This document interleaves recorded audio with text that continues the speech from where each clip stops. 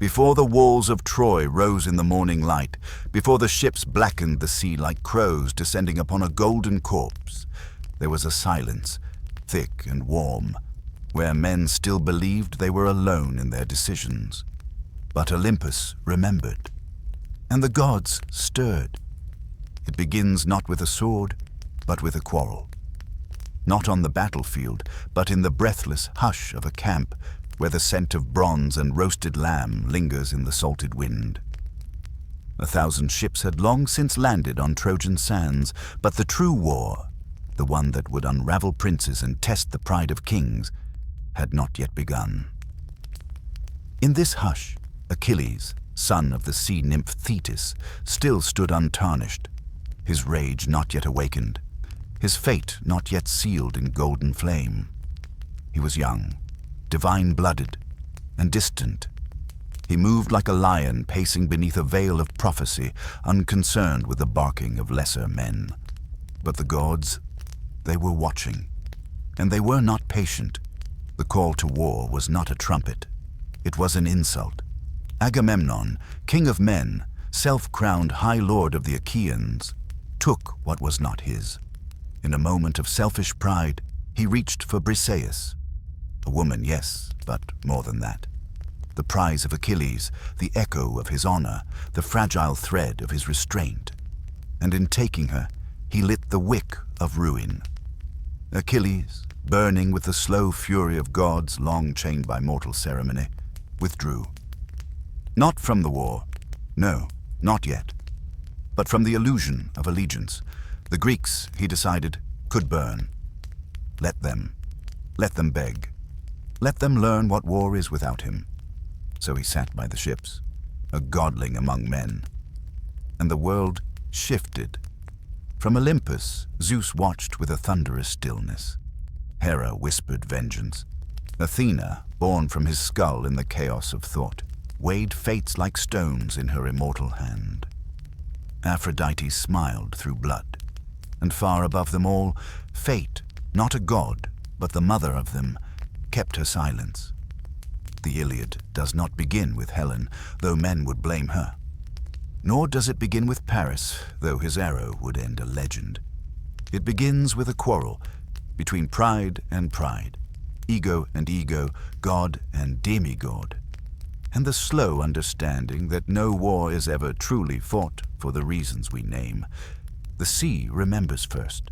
The long ships, their hulls split with age and salt, creak in the early dark. Men sleep inside them, some with dreams of glory, others with the hollow eyes of those who have already died in their minds. A distant owl calls, the voice of Athena perhaps, or only memory. Smoke rises from the ashes of night fires, curling upward like prayers no longer meant for human ears. Somewhere in the camp, Odysseus walks in circles, his mind a maze of strategy and doubt. Diomedes sharpens his blade with a stone older than Mycenae. Patroclus, the gentle heart of a lion's shadow, wonders when the laughter in Achilles' tent began to sound like mourning. This is the threshold. The inhale before the scream. And across the sea, Troy waits, proud, doomed. Its towers still shimmer in dawnlight. Priam still rules with the weariness of one who has known too many omens. Hector still kisses his child with hands untainted by slaughter. And Paris, beautiful, careless Paris, still believes that love can be stolen without price. But the gods are already moving. Iris descends in mist. Apollo breathes fever into the Greek ranks. Thetis rises from the sea like a sorrow long buried. And at the edge of the world, where time loops like an old song, the muses lean forward, ready to sing again the wrath of Achilles. Sing, muse, of the rage of Achilles, son of Peleus. It is not just a line. It is an invocation, a door. We pass through it now, gently, slowly, into a story older than language, louder than steel, and shaped not by victory, but by loss. Close your eyes. The wind is rising. The war is not yet here, but it is listening, and somewhere at the edge of camp, a young warrior sharpens his spear and waits, not for glory, but for something simpler, to be remembered. Before a single arrow sang over the walls of Ilium, before ships scraped the Trojan shore and gods took sides like gamblers in a storm, there was a curse, old, iron-bound, and deeper than any sea.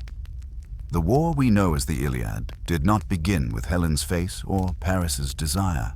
It began in blood, in the house of Atreus.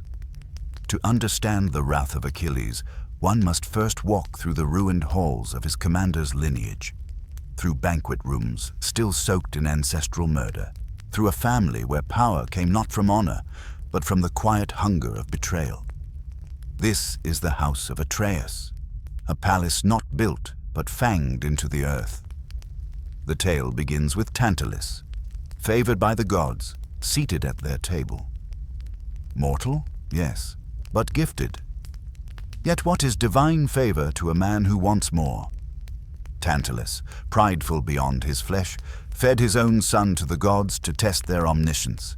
He served them Pelops, carved, roasted, plated like a delicacy. But the gods are not fools. Only Demeter, grieving the loss of Persephone, tasted the flesh. A single bite from the shoulder.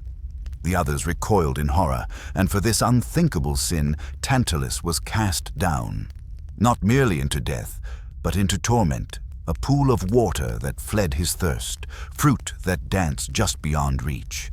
He gave hunger to the heavens and was repaid in kind.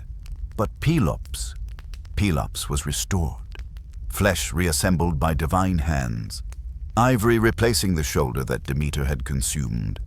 He lived again, not quite mortal, not quite whole, and from his loins would spring the dynasty of Atreus. But a curse resurrected is still a curse. Pelops, now king, wooed Hippodamia by deceit. He won her hand through treachery and the murder of her father, whose dying breath cursed all who bore the name Pelopid. The sin carried downward, like a black river winding toward a sea of spears. From Pelops came Atreus and Thyestes, brothers, rivals, bound in hatred. When Atreus discovered that Thyestes had seduced his wife, he did not merely retaliate. He invited his brother to a feast, served him wine and laughter, and the flesh of his own sons, hidden beneath honey and spice. Thyestes ate, and then he knew. He wept into his hands as Atreus revealed the skulls, the limbs, the bones polished by flame. Another banquet, another blood debt. The gods turned their faces. The line of kings turned inward. From this dark inheritance came Agamemnon, the son of Atreus, the king who would lead the Greeks to Troy, a man forged not from justice, but from legacy. He ruled not because he was noble, but because he was next. His brother, Menelaus, would lose his wife to Paris, but it was Agamemnon who summoned the war. He raised the banner of retribution, but beneath it, the curse still burned. Even before the first spear touched Trojan soil, Agamemnon stained his hands anew. For the winds had died, and the fleet was stalled. The goddess Artemis, angered by a forgotten slight, demanded payment, a life for a breeze. So Agamemnon sacrificed Iphigenia, his own daughter. He called her to Aulis with false promises of marriage. She came dressed in white, dreaming of love. Instead, she was bound to the altar as soldiers looked away. Her blood soaked the sand, and the wind returned, cold, obedient, unholy. Even in that moment, the war had already lost its honor. Achilles was there too, the silent storm. He had been promised Iphigenia's hand. It was his name that drew her. And though the blade was not in his grip, her death became another wound in his long, slow undoing. So the ships sailed, but they did not carry justice. They carried ghosts. And across the sea, Troy waited, not in innocence, but in its own woven threads of fate. Paris, prince of the East, had already broken the sacred law of Xenia, the guest friendship, by stealing Helen from Menelaus's house. Yet Helen, too, was a myth wrapped in a woman's skin, born of Leda and Zeus, hatched from an egg, a prize of beauty forged not by her will, but by story. By now, the stage had been built, its planks laid in curses, its lights lit by vengeance. On one side, the Greeks, a confederation of kings and their armies, each with their own grudges, each carrying the weight of ancestral rot. Odysseus, who would rather stay home. Ajax, who would not live to see the tale's end. Nestor, who remembered too much. On the other, Troy, tall-walled, noble, doomed. Priam ruled with sorrowed grace. Hecuba wept in dreams. Cassandra cried truth that no one would believe. Hector, bright, loyal Hector, still thought he could save it all. But the truth is this: the Iliad is not merely a war poem. It is a harvest of inherited sin. The gods, watching from their star-blind thrones, did not start the war, but they fanned its flames. And mortals, flawed, fragile mortals, carried their ancestors' sins into the field like heirlooms of iron. The house of Atreus had not ended with cannibal feasts and stolen brides. It breathed on the battlefield through Agamemnon's wounded pride and his cruel commands. It stood behind him like a shadow, whispering that to lead was to dominate, and to win was to sacrifice. This is the origin. Not Helen, not love, not honor, but a house that devoured its own and raised kings from the bones. So when Achilles would one day rise in rage, when Hector would fall beneath his spear, when the walls of Troy would crack like eggshell, remember this: the war was never only about what was lost. It was always about what had never healed. Before sword met shield on Trojan plains, before the blood of heroes stained the dust, there was a golden apple, simple, shining, inscribed with ruin. It glimmered not in a battlefield, but in a feast among gods. A celebration, a marriage, a gathering of immortals meant for joy. And yet, as with all things divine, joy comes with a shadow, for not all gods were welcome. When Peleus, a mortal king, took the sea nymph Thetis to wife, Olympus itself rejoiced. Here in their union was a bridge between the mortal world and the eternal. All the gods gathered: Zeus, Hera, Athena, Poseidon, Apollo, all save one. Eris was not invited. She, the goddess of strife and discord, had no place among garlands and wine. She was the shriek beneath the harp string, the crack beneath marble. Where she walked, bonds dissolved, and oaths became blades. And so, fearing her chaos, they left her out. But Eris, slighted, did not rage openly. She slipped unseen into the banquet hall, her presence no louder than a breeze. And with quiet hands, she placed a single gift upon the table: a golden apple, inscribed with 3 fatal words. To the fairest. That was all. No cry, no curse. Just a seed, a question, and among goddesses, no question is more dangerous than who is most beautiful. 3 stepped forward, 3 who shaped the sky and the world beneath it. Hera, queen of Olympus, mother of empires, sovereign of power. Athena, gray-eyed, warrior-minded, wisdom-carved, untouched by desire. Aphrodite, radiant as dawn, lover of lovers, who shaped longing into flesh. Each claimed the apple, each saw herself as the fairest. And Zeus, almighty but ever wise in his reluctance to judge goddesses, deferred the decision. Let mortals decide, he thought. Let the fragile carry the weight. So the apple found its way to the hills near Troy, to a shepherd prince named Paris. He was no warrior yet. He watched flocks. He knew little of thrones, less of prophecy, but he was beautiful, gentle, and fated, always fated. His very birth had come with a warning. When Queen Hecuba dreamed she bore a flaming torch that burned the city, the seers trembled. He will be Troy's ruin, they said. And so, like so many truths, he was hidden, sent to the mountains to vanish. But fate never forgets. The three goddesses descended in splendor veiled as simplicity. They asked him to judge, to give the apple to one. And gods, though eternal, are never beyond bribery. Hera offered kingdoms, rule over Asia, power beyond imagining. Athena offered victory, invincibility in war, wisdom unmatched. Aphrodite offered love, not ordinary, but divine. Helen, the most beautiful woman in the world. Paris, young and untethered, chose the promise of desire. He gave the apple to Aphrodite, and in doing so, he set the foundations of war, for Helen was already wed. To Menelaus, king of Sparta, brother to Agamemnon. Her abduction, whether by will or by trickery, would be called a theft, a desecration of hospitality, an insult to kings. But deeper still, it would be the echo of Eris, of a goddess wronged, and of an apple that never rotted. The judgment was made. The gods had chosen sides. Hera and Athena, furious at Paris, would stand with the Greeks. Aphrodite, triumphant, would protect Troy, or at least the man who crowned her. But love, even divine, is rarely gentle. When Paris arrived in Sparta, Helen saw him, and something shifted. Whether it was the god's enchantment or the old longing for escape, she followed. They fled across the sea, and behind them rose the great wrath of men. So the drums began to beat.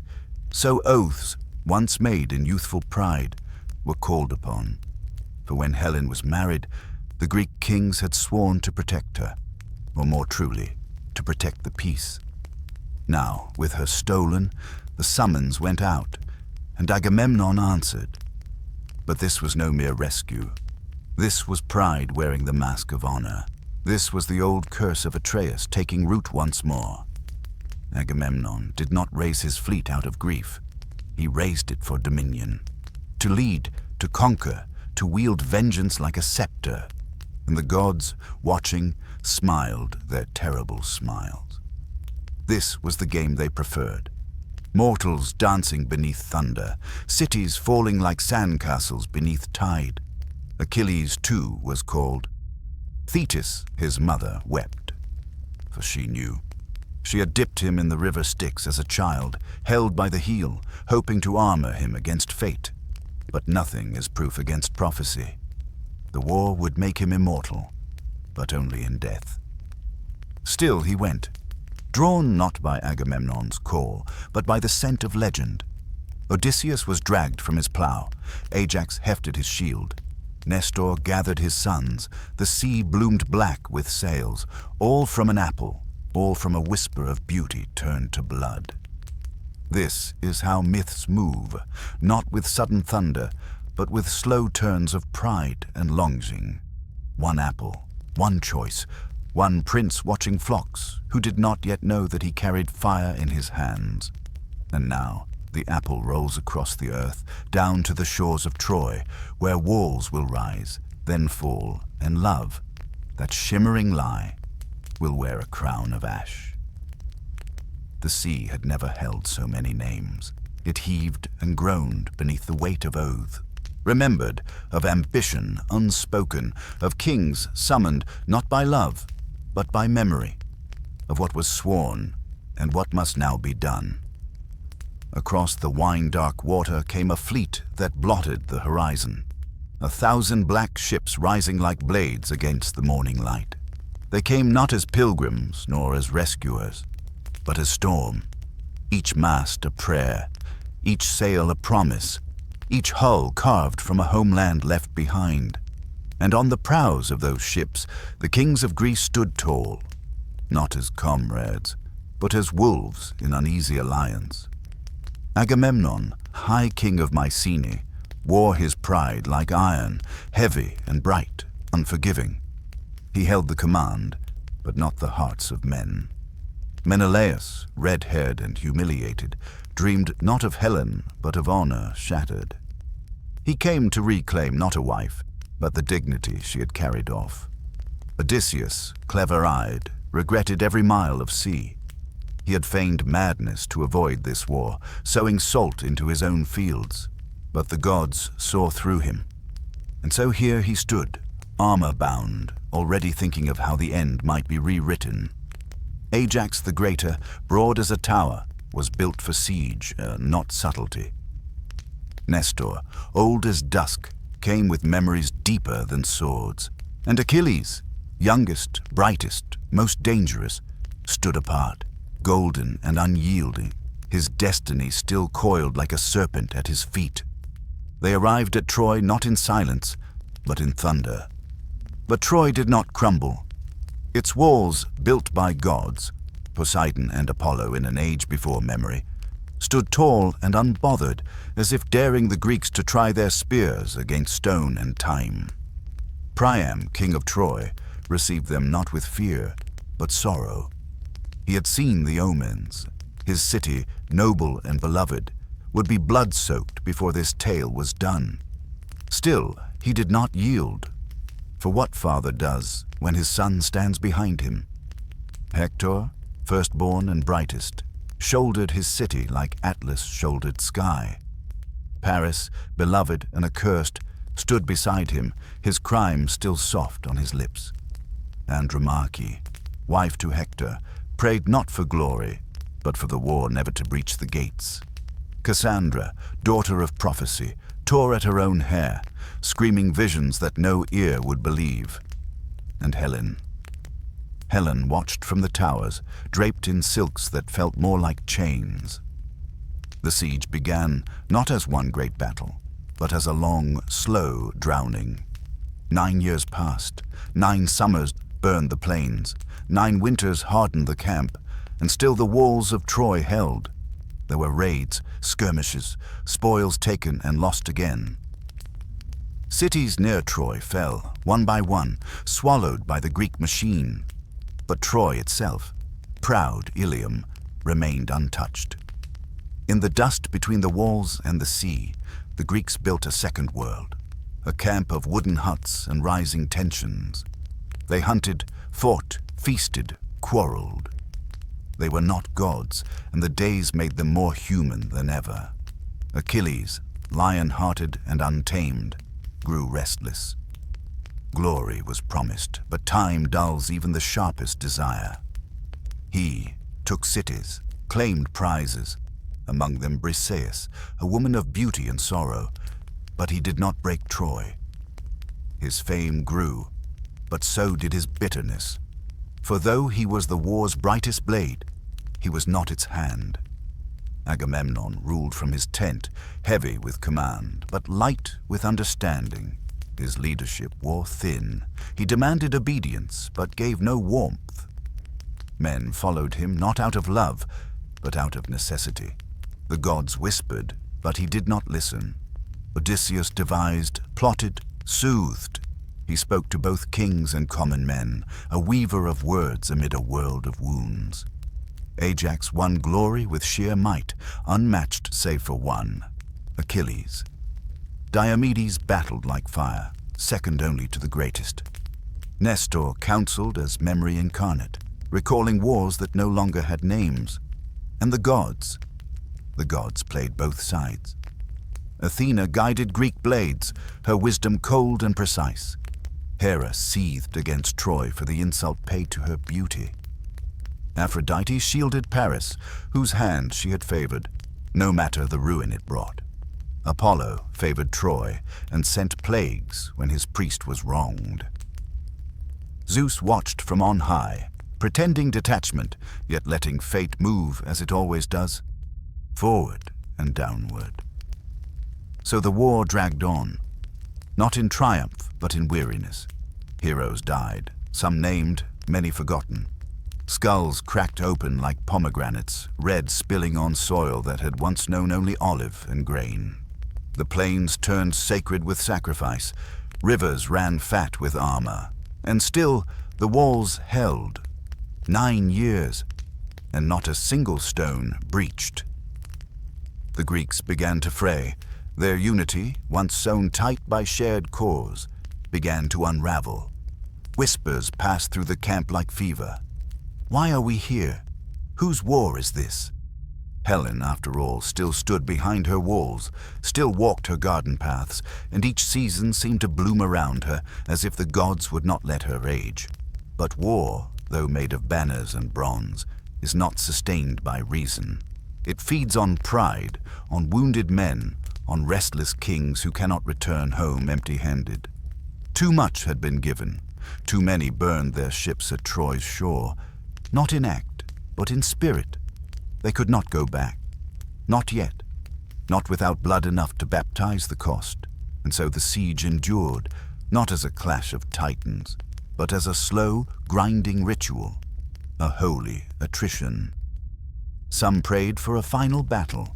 Others simply prayed to sleep without screams. But the fire had not yet reached its brightest. In the 10th year, something would shift. A quarrel would bloom.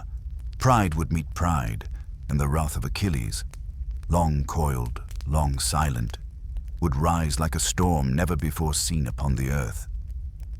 But that is still to come. Now in this moment between years, the camp breathes. Troy sleeps behind its sacred walls, and across the sea, destiny gathers its winds. The 10th year dawned not with triumph, but with sickness. The air in the Greek camp shifted, heavy, unclean, as though the gods themselves held their breath.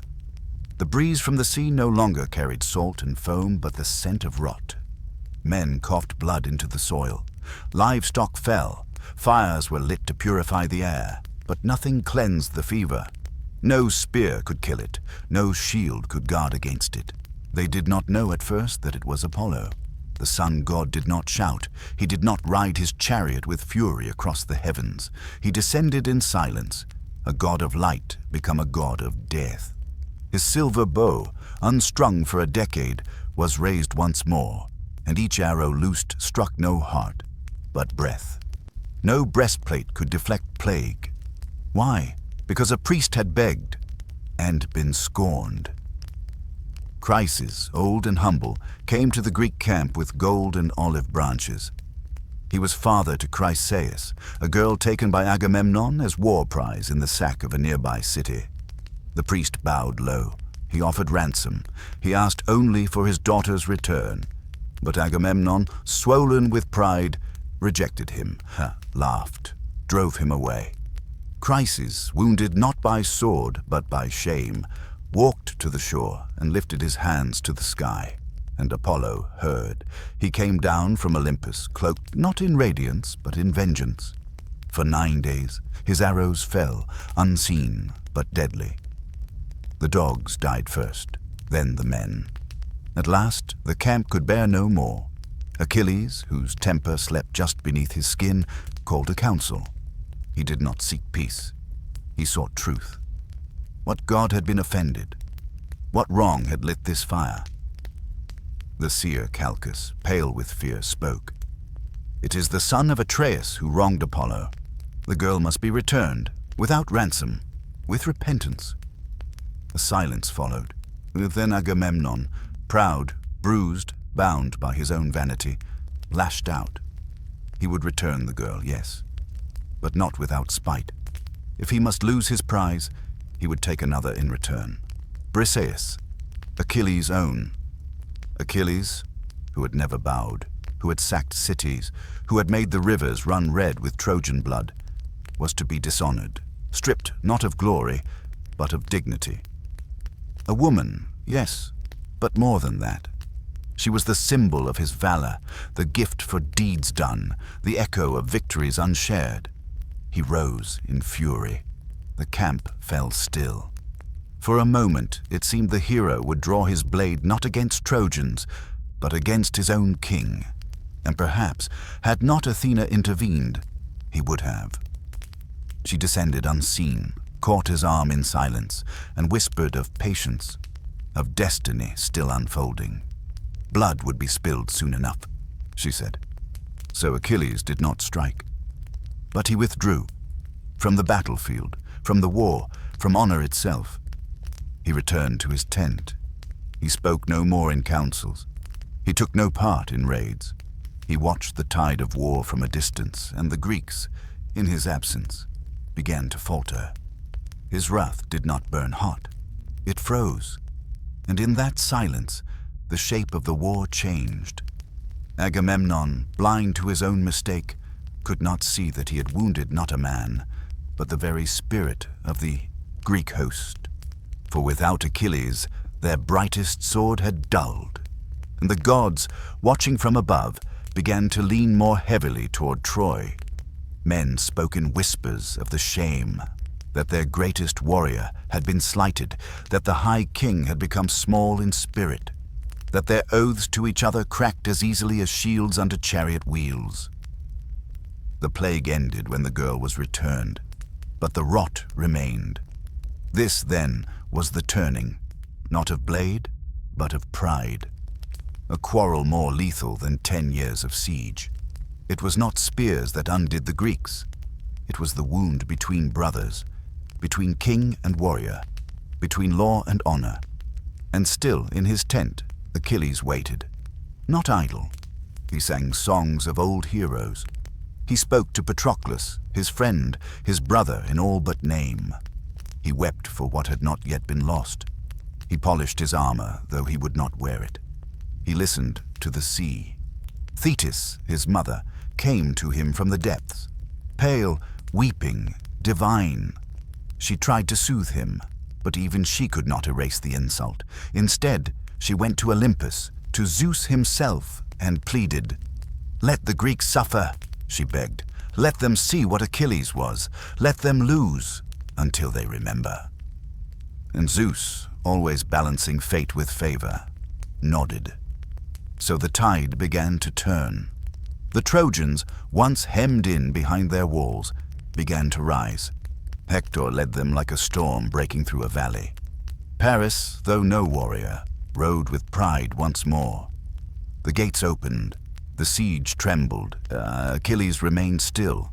But in his stillness, he was not forgotten. His name still echoed in every prayer. His shadow still loomed behind every shield. His absence had become a myth of its own, a legend yet unfinished. This was the wrath that burned quieter than fire, but deeper, the wrath that reshaped the course of war, the wrath of a man wounded not in flesh, but in soul. And so we leave this chapter in silence, with the plague gone and the gods watching, and the fate of Troy dangling by a thread made not of bronze, but of one man's pride. In the shadow of the walls, where dust and dreams mingled with the cries of the dying, a figure rose, not born of fury, but of steadfastness. Hector, firstborn of Priam, stood as Troy's shield and spear, a beacon amid the gathering storm. His feet knew the soil of Ilium like a father knows his child's hand.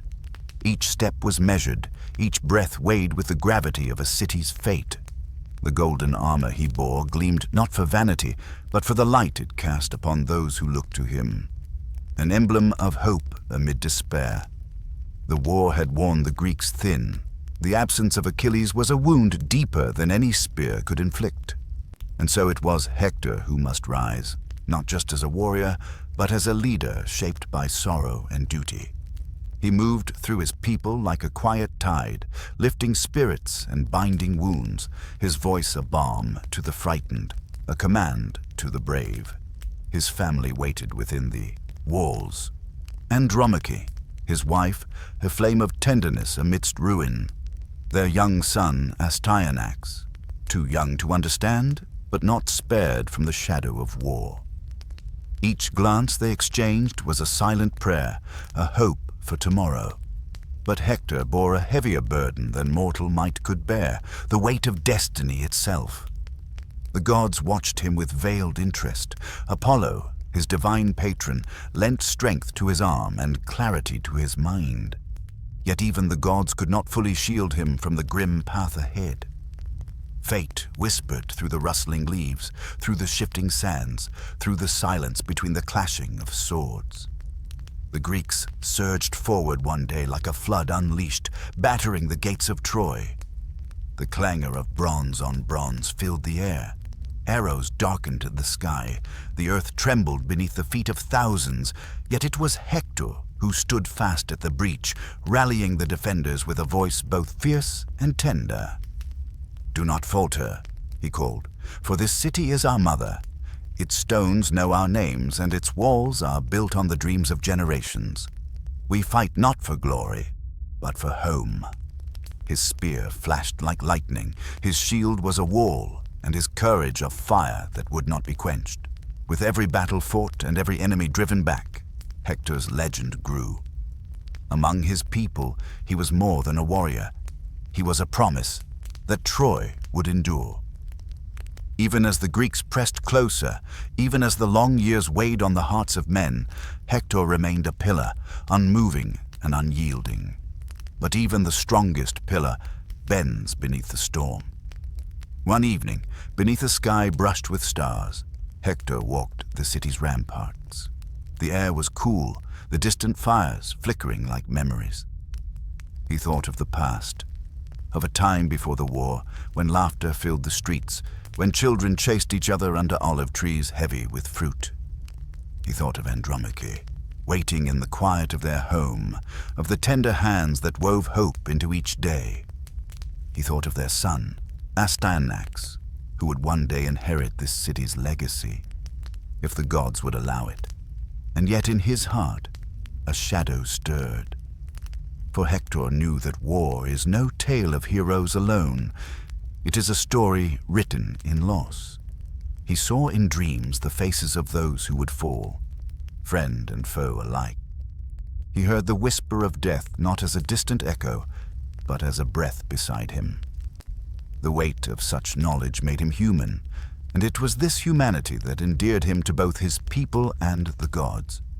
His bravery was not reckless, but tempered by wisdom. His strength was not arrogance, but responsibility. He fought not for eternal fame, but to protect the fragile beauty of a world teetering on the edge. Hector's story is not merely one of war, but of love and sacrifice. The eternal dance between duty and desire. His sword strikes with thunder, but his heart beats with the quiet song of home. In this moment, as the camp settled beneath the watchful stars, the fate of Troy hung on his shoulders. A city's last hope, a man's final stand. And so the story moves forward, carrying the weight of his name like a sacred flame through the night.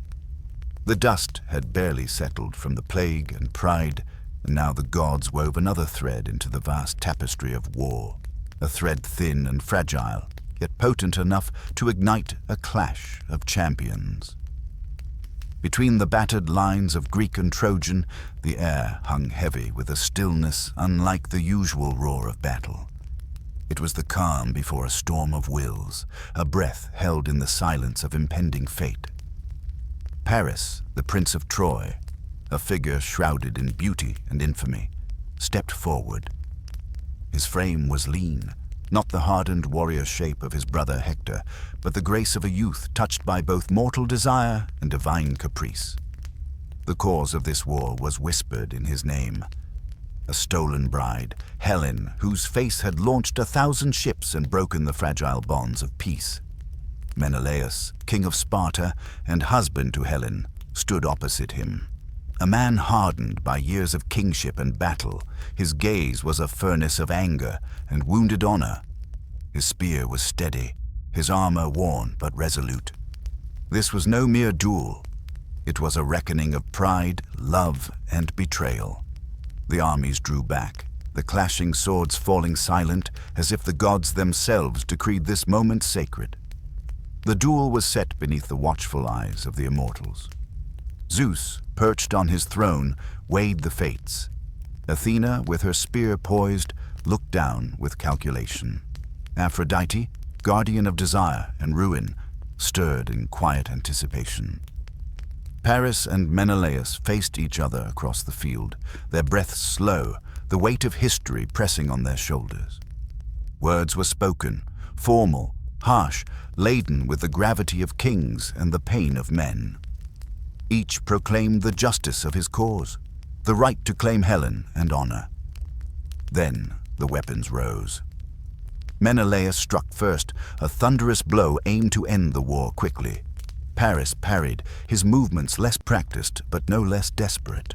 The clash of bronze rang through the air, sharp and metallic. For a moment, it seemed Menelaus would triumph. His strength was greater, his fury more disciplined, but Paris fought with a cunning born of necessity. And then, in a swift motion, he landed a wound, not fatal, but enough to stagger his opponent. The duel, however, would not end by mortal hand. As Menelaus prepared a final strike, a sudden intervention shattered the moment. Aphrodite, goddess of love and chaos, veiled in a shimmering mist, swept down unseen by mortal eyes. She wrapped Paris in a divine cloak, whisking him away from death's doorstep. Paris vanished, leaving behind confusion, fury, and a fragile truce. Helen, watching from the walls of Troy, was torn. She loved and hated the war she had sparked, the lives it consumed. The duel was a mirror of her own fractured soul, torn between loyalty and desire, honor and survival. The Greeks, though denied victory in combat, found bitterness replaced by renewed resolve. The Trojans, emboldened by Paris's survival, raised their voices in defiance. But beneath the clamor, the duel whispered a darker truth, that honor in war is as fragile as the truce between gods and men, that fate, not valor, often turns the tide. This moment was a pause in the endless violence, a breath caught between the surge and the fall. It was a reminder that even the mightiest can fall not by sword alone, but by the invisible hand of divine will. And so the war stretched on, the fragile honor of champions a ghost in the endless night. Beneath the veil of dawn, where the sea kissed the scarred shores of Troy, the sands trembled, not from the march of soldiers, but from something deeper. A silence rippled through the Greek camp, like breath drawn before a scream, for something had stirred, something divine. Achilles had returned. The Myrmidon prince, born of the sea nymph Thetis and the mortal king Peleus, had long held his wrath in silence. It was a silence sharper than any spear, a silence made of wounded pride, broken honor, and the ache of watching his people bleed while he remained still. But silence does not last forever in the Iliad. It was the death of Patroclus that shattered the shell Achilles had wrapped around his fury. The boy who had once shared his bread, his tent, his dreams, taken from him by Trojan hands, wearing Achilles' own armor like a borrowed halo. And now the godlike man stood reborn, not in joy, not in peace, but in a storm of grief so vast it reached Olympus. His hair, once golden like the sun, now framed a face carved by anguish. His armor, newly forged by Hephaestus himself, shimmered with impossible fire, etched not in vanity, but vengeance. Upon his shield danced the world, the heavens above, the earth below, the cities in war and peace, the harvest and the grave. The cosmos itself girded his body. Even the rivers would come to fear him. When Achilles returned to the field, the earth itself recoiled. The Trojans saw his approach not as man, but as fate, inevitable, terrible, and divine. He did not march. He did not bellow. He moved like a flame walks through dry grass, silent but unrelenting. And when he called upon his chariot, when he took up his spear and let forth his battle cry, it was as if the very air split open. The Myrmidons followed, no longer soldiers but shadows of their master's wrath. What followed was no mere battle. It was slaughter. Spears shattered against his shield. Arrows fled from his flesh. Men, proud, brave, and once favored, fell like autumn leaves. No oath could bind him, no plea could soften him. He moved with the force of a god who had forgotten mercy. The river Scamander itself rose against him, its waters rising, furious at the bodies choking its current. It roared and surged, trying to drown him, to cleanse the land of his rage. But Achilles stood unmoved and, Hephaestus sent fire to dry the river's fury. Even nature bowed to his vengeance. He sought Hector, the killer of Patroclus, the prince of Troy, the mirror image of all Achilles once was, honorable, brave, doomed. But Hector had not yet come. Not yet. In the days that followed, the Greeks found hope again. The Trojans found terror, and Achilles found no peace. For even in his victories, his eyes searched the battlefield not for conquest, but for a ghost. The grief in his heart burned brighter than the torches that lit the night. He wept alone by the sea, calling to his mother, to the gods, to the empty sky. He did not seek glory, not anymore. He sought only the end. And in the distance, the fates whispered among themselves, for they knew the time was drawing near. The Iliad, in its soul, is not a song of heroes, but of humanity, of rage born from love, of strength made fragile by sorrow, of Achilles, standing alone in divine armor, more god than man, and yet aching, broken, mortal. His fury was not simple, it was sacred. It was the cry of every heart that has lost its other half and found the world unchanged. So Achilles, son of Thetis, scourge of Troy, bearer of the immortal flame, carved his name into the land. But he did not smile. He did not sleep. He did not forget. Not until Hector. Not until the walls of Troy echoed with the final chase. And even then, the rage would not lift. It would only grow quieter, heavier, until it became grief again. For in this song, the fury of Achilles is not a fire that consumes. It is a fire that mourns. And the gods, watching from their thrones, were silent too. The sun hung low over the walls of Troy, casting long shadows across the scorched plain where gods and men had danced their deadly ballet. And in that fading light, two destinies rushed toward each other like stars drawn into collision. Achilles had returned to battle, and his fury, sharpened by grief, had consumed countless sons of Troy. But there was one name he had not yet erased, one face that burned brighter than the rest in his memory. Hector, slayer of Patroclus, hope of Troy, beloved son, brother, husband, and father. Within the city, Hector stood alone on the battlements. The air was heavy with the scent of dust and sweat, olive oil and incense, the perfume of a city on the verge. He looked not with fear, but with a quiet resignation, watching the Myrmidon chariots churn the field. His heart beat slow and hard. He had fought bravely, honorably, with strength and wisdom. But he knew now what the gods had whispered in his dreams, what the omens had shown him in the entrails of beasts and the pattern of birds. His death was near. Inside the palace, Andromache prepared a warm bath for him, not knowing the fates were already gathering on the wind. She would soon run to the walls and scream, but not yet. First came the final march. Hector kissed the stones of Troy goodbye with his feet. He descended from the gates not as a hero in triumph, but as a man in acceptance. He faced the field where Achilles waited, radiant in the armor of gods and grief. There was a pause, long, sacred, where time bent its knee. Even the gods held their breath. Hector stood, spear in hand, shield upon his arm, trembling not with fear, but with memory. He thought of his son's laugh, of the warmth of Andromache's hand against his cheek, of his brother Paris, of Priam and Hecuba, of every soul that breathed within those ancient walls. Achilles did not wait long. He charged, a thunderbolt incarnate, bronze flashing, death galloping beside him. Hector turned and fled, not from cowardice, but from instinct. 3 times they circled the city, 2 titans locked in a ritual as old as war itself. Dust rose in clouds beneath their feet, and the people of Troy watched in silence from above. Then Hector stopped.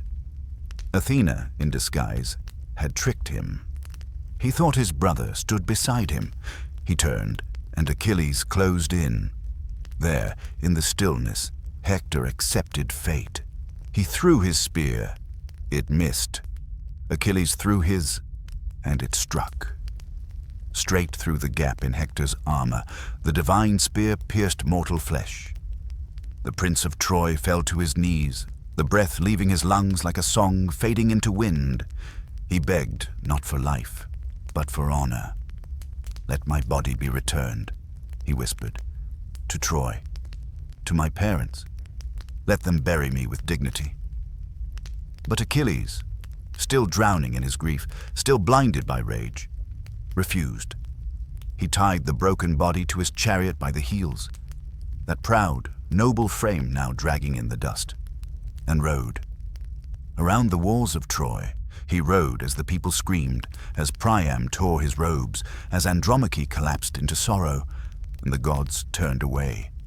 Not from Hector, but from Achilles, for though vengeance had been delivered, something sacred had been broken. There is justice in battle, but no glory in cruelty. The death of Hector was not just the fall of a man, it was the fracture of a city's soul. His heartbeat had been Troy's heartbeat. And now, silence grew in its place. The Trojans wept, not only because their champion was gone, but because they knew the end had begun. And on the battlefield, as night descended, Achilles stood alone, surrounded by armor and ash, honor and ruin, with only the stars above to witness the weight of what he had done. The Iliad does not forgive easily. It does not hide the brutal, tender truth that even heroes can lose their way, that rage devours, that grief unmakes. And yet, even here, in the dust and horror, there is the seed of something softer, a beginning hidden inside an end. But it does not bloom yet. For now, there is only the sound of chariot wheels creaking across the stones, a body trailing behind, and a silence that stretches all the way to Olympus. Night fell heavily on the plain of Troy, cloaking blood and bronze in the velvet hush of stars. The fires of war crackled low. Even the gods had quieted. And in this rare stillness, something unexpected stirred, not vengeance, not glory, but grief that reached across the walls of hate. Achilles sat alone in his tent, the body of Patroclus beside him, wrapped in linen and laurel. The myrmidons slept. The sea murmured in the distance like a mother humming to a restless child. But Achilles did not sleep. His eyes, wild with sorrow, stared past the flickering lamp, past the canvas of the tent, into the abyss of his own fury. And then, an old man, cloaked in shadow, stepped into the lion's den. Priam, king of Troy, father of 50 sons, now reduced to rags and trembling hands. Not since the gods forged men from clay had such a journey been taken. Guided by Hermes through the camp of his enemies, past sleeping soldiers and sharpened spears, Priam came not with sword, but with sorrow. He came alone, unarmed, mortal. He came to beg. And when he entered the tent, Achilles rose with a start. The flame danced in the silence between them, casting their shadows upon the walls, the father and the killer of his son. Achilles' eyes narrowed, his fists clenched, but Priam did not flinch. He knelt. Then, with the strength of a heart torn open by love, he spoke. "I do what no man before has done. I kiss the hands that killed my son." The words were not shouted. They fell like leaves, and in that moment, time broke. Achilles stood frozen, not by shame, not by fear, but by the unbearable mirror Priam held before him. A father's love, the kind that would crawl through the jaws of death to cradle the body of a child. Achilles saw in Priam the ghost of Peleus, his own father, aging and far away. He saw himself, not as godlike, but as human, a man who had lost everything that mattered. He wept, not loud, not long, but deep. He lifted Priam from the floor, and the two men, once king and enemy, sat together in the soft hush of mortality. They broke bread, they cried, They remembered. They were, for a moment, not symbols, not soldiers, just fathers, just sons. Achilles agreed. He would return Hector's body. He washed it himself, gently, with water warmed by fire. He anointed it with oil. He covered the wounds, combed the hair, wrapped it in robes fit for a prince. He did not rush. He did not command a servant. He moved with hands that remembered friendship, that once held Patroclus, that once knew love. When the chariot was ready, Achilles stood beside Priam and helped him lift the body. No words were needed. Their tears spoke louder than any anthem. And as the king of Troy prepared to leave, Achilles offered something more. Not a threat, not a boast, but 12 days of peace. Time enough to mourn, time enough to bury a son. For even in the song of rage, there must be room for mercy. The tent emptied, the torches dimmed, and dawn, far in the distance, stirred quietly behind the mountains. The Iliad, so long a song of blood and broken oaths, now sang a softer verse. Not of triumph, but of understanding. Not of conquest, but of the aching bond between loss and love. And so the old king returned to Troy, the weight of his son in the chariot behind him, the gift of his enemy in his heart. And Achilles, still godlike, still doomed, sat alone in the quiet of the morning, his wrath no longer roaring, but whispering. This moment, tender, sacred, does not end the war. It does not undo the dead, but it is the soul of the Iliad, the stillness at the heart of the storm, the truth hidden beneath the armor, that even in a world ruled by spears and gods, it is grief and love that endures. The fire crackled slow and low, licking at the black sky. Upon a high pyre, surrounded by myrmidons in silent vigil, the body of Patroclus burned, finally released to the winds and the waiting dark. His limbs wrapped in linen, his hair adorned with golden pins, his soul, it was said, now made its quiet way to the shadowed halls of Hades. Achilles stood still beside the flame, a figure carved in sorrow. He had poured libations. He had cut a lock of his own golden hair and laid it on the chest of his fallen companion. But it was not enough. Nothing was. For Patroclus was more than comrade, more than kin of battle. He was a second self, the gentler soul in Achilles' storm. And now he was smoke. But before his spirit left fully, Achilles had promised one last honor. In the days that followed, with grief still raw and Hector's death still echoing on both sides of the war, Achilles prepared for the funeral games. A sacred rite of farewell, a ceremony for the fallen, drawn from tradition older than kings and even older than the gods who watched from Olympus. Chariots were polished, javelins sharpened, oxen slaughtered, prizes laid out, tripods, cauldrons, cloaks and garlands, but also the unspoken reward, the memory of being seen, remembered, grieved in glory. And yet before the games began, there was something even more divine to behold. Hephaestus, god of fire and forge, had shaped for Achilles a new set of arms, a shield unlike any the world had known. Bronze, tin, gold and silver spun in cosmic symmetry. At its center, the earth, the sky, the sea, the sun and moon in their heavenly courses. Around them, scenes of mortal life unfolded in rings. 2 cities, one at peace, one at war. Farmers plowing, dancers in a circle, a lion tearing at a bull, justice seated among elders, a boy with a lyre. This was not merely a weapon. It was a mirror of the world, a reminder that beneath every act of war, life still whispered in the corners, that even amid the breaking of spears, the world goes on, sowing, reaping, singing, mourning. Achilles bore it to the field, and with it he bore the memory of all that he fought to protect, and all that he had lost.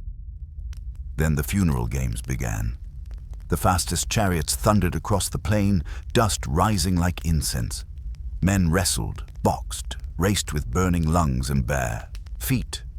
Javelins split the sky. Archers loosed arrows toward rings of bronze. Strength and skill were honored.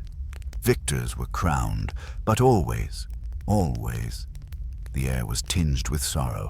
These were not games of joy, but of memory. Every motion a gesture toward the dead. Every prize a weight carried on behalf of the fallen. And at the center of it all stood Achilles, not a prince triumphant, but a soul still torn in two. There, in the quiet between contests, he would stare long into the flames, as though searching for Patroclus in the embers. And those around him, even the fiercest warriors, would sometimes look away. For there is something too holy in the grief of a hero to be witnessed for long. Among the competitors were familiar names: Ajax the Greater, Diomedes, Odysseus, and Antilochus. They wrestled not just for fame, but for remembrance. Even Menelaus, the king whose wife's abduction began the war, took part, and his presence reminded all this war had been long, this pain older than recent blood. But beneath the rites and the glory, something deeper stirred in Achilles. A weariness born not of defeat, but of vision. He had seen too much. The shield on his arm did not just defend him, it revealed him. In its polished face, he saw not just victory and valor, but the turning wheel of all things: peace and war, life and death, song and silence. And he understood, more than before, that his fate was sealed. That he too would soon return to the earth, return to the smoke, return to the dark. That his name, though eternal, would be carved from ashes. But he did not fear it, because he had remembered love. And through love, he had remembered what it meant to be human. In this section of the Iliad, no swords clash, no gods intervene, no cities fall. And yet, it is here, in the quiet celebration of a fallen friend, that we glimpse the soul of the warrior. Not in conquest, not in rage, but in remembrance. When the last race was run and the prizes were given, Achilles stood beside the ashes. He poured out wine for the dead. He whispered a name into the wind, and he watched the last flame die. Patroclus was gone, but his memory was etched in bronze, in song, in the hearts of men. And for a while, just a while, the wrath of Achilles softened. The sands of Troy were soaked in centuries. Salt and blood mingled with each wave, and the city stood tall behind its high walls, once raised by gods, now echoing with mortal prayers. But beyond the gates, upon the open plain, a silence had begun to settle. Not peace, but pause. Not an end, but the breath before it. Achilles had withdrawn again. His wrath, for now, lay quiet beneath the grief. Hector was dead. Patroclus had been honored. And still the war dragged on. For even the death of heroes does not end a quarrel born of pride and prophecy. Now the war leaned on cunning, and in its shadow, the wisest of the Achaeans stepped forward. Odysseus of Ithaca, the storm-minded, beloved of Athena. His voice was never the loudest in council, but it curled through the hearts of men like smoke through rafters. Where others sought strength, Odysseus sought meaning. Where others swung swords, he laid snares. And so, while warriors cleaned their wounds and mended their armor, Odysseus hatched a plan, whispered not to gods, but to men with tired hands and sharpened tools. They would build a horse, a massive beast of wood and hollow belly, a gift, not to fight, but to deceive. A tribute, they would say, for Athena, goddess of war and wisdom, a symbol of retreat. The war was over, they would pretend. The Achaeans would burn their tents, board their ships, and vanish behind the curve of the sea. But inside the horse, hidden beneath planks and silence, the warriors would wait. Odysseus, Menelaus, Diomedes, and others, chosen not just for strength, but for patience. They would hide like seeds within the husk of destruction. And when night fell upon a sleeping Troy, they would bloom with fire. The Trojans, weary of siege, starved of joy, desperate for a sign, would take the bait. That was the hope. That was the lie. And the Greeks knew well it was not brawn that would breach Troy's walls, but hubris, the ever-open gate of mortal pride. The horse rose slowly, day by day, upon the same shore where so many had died. A frame of fur, bound in bronze, tall as a tower, shaped with divine cunning. It gleamed under the sun like a statue of forgotten gods. When it was finished, the warriors crawled inside, breath shallow, blades ready. Then the camps were set ablaze. The ships pushed off into the haze, and Troy awoke to find the war had vanished. And in its place, a silent beast stared at the gates. They gathered around it like children around a riddle. Some marveled, some feared, some doubted. Laocoon, the priest of Poseidon, warned them with a voice that cracked like prophecy. Beware the Greeks, even bearing gifts. And as if to prove him true, he flung a spear into the beast's flank. And the horse shuddered, the shaft echoing against its hollow belly. But the gods do not always favor the wise. And soon, from the sea came another sign.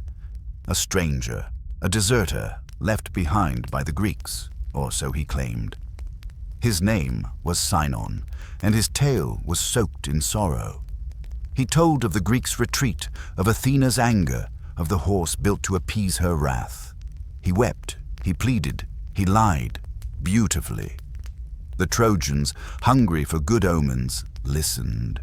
And when two serpents rose from the sea, crimson and coiled, and strangled Laocoon and his sons on the altar stone, the people turned fully from fear to belief.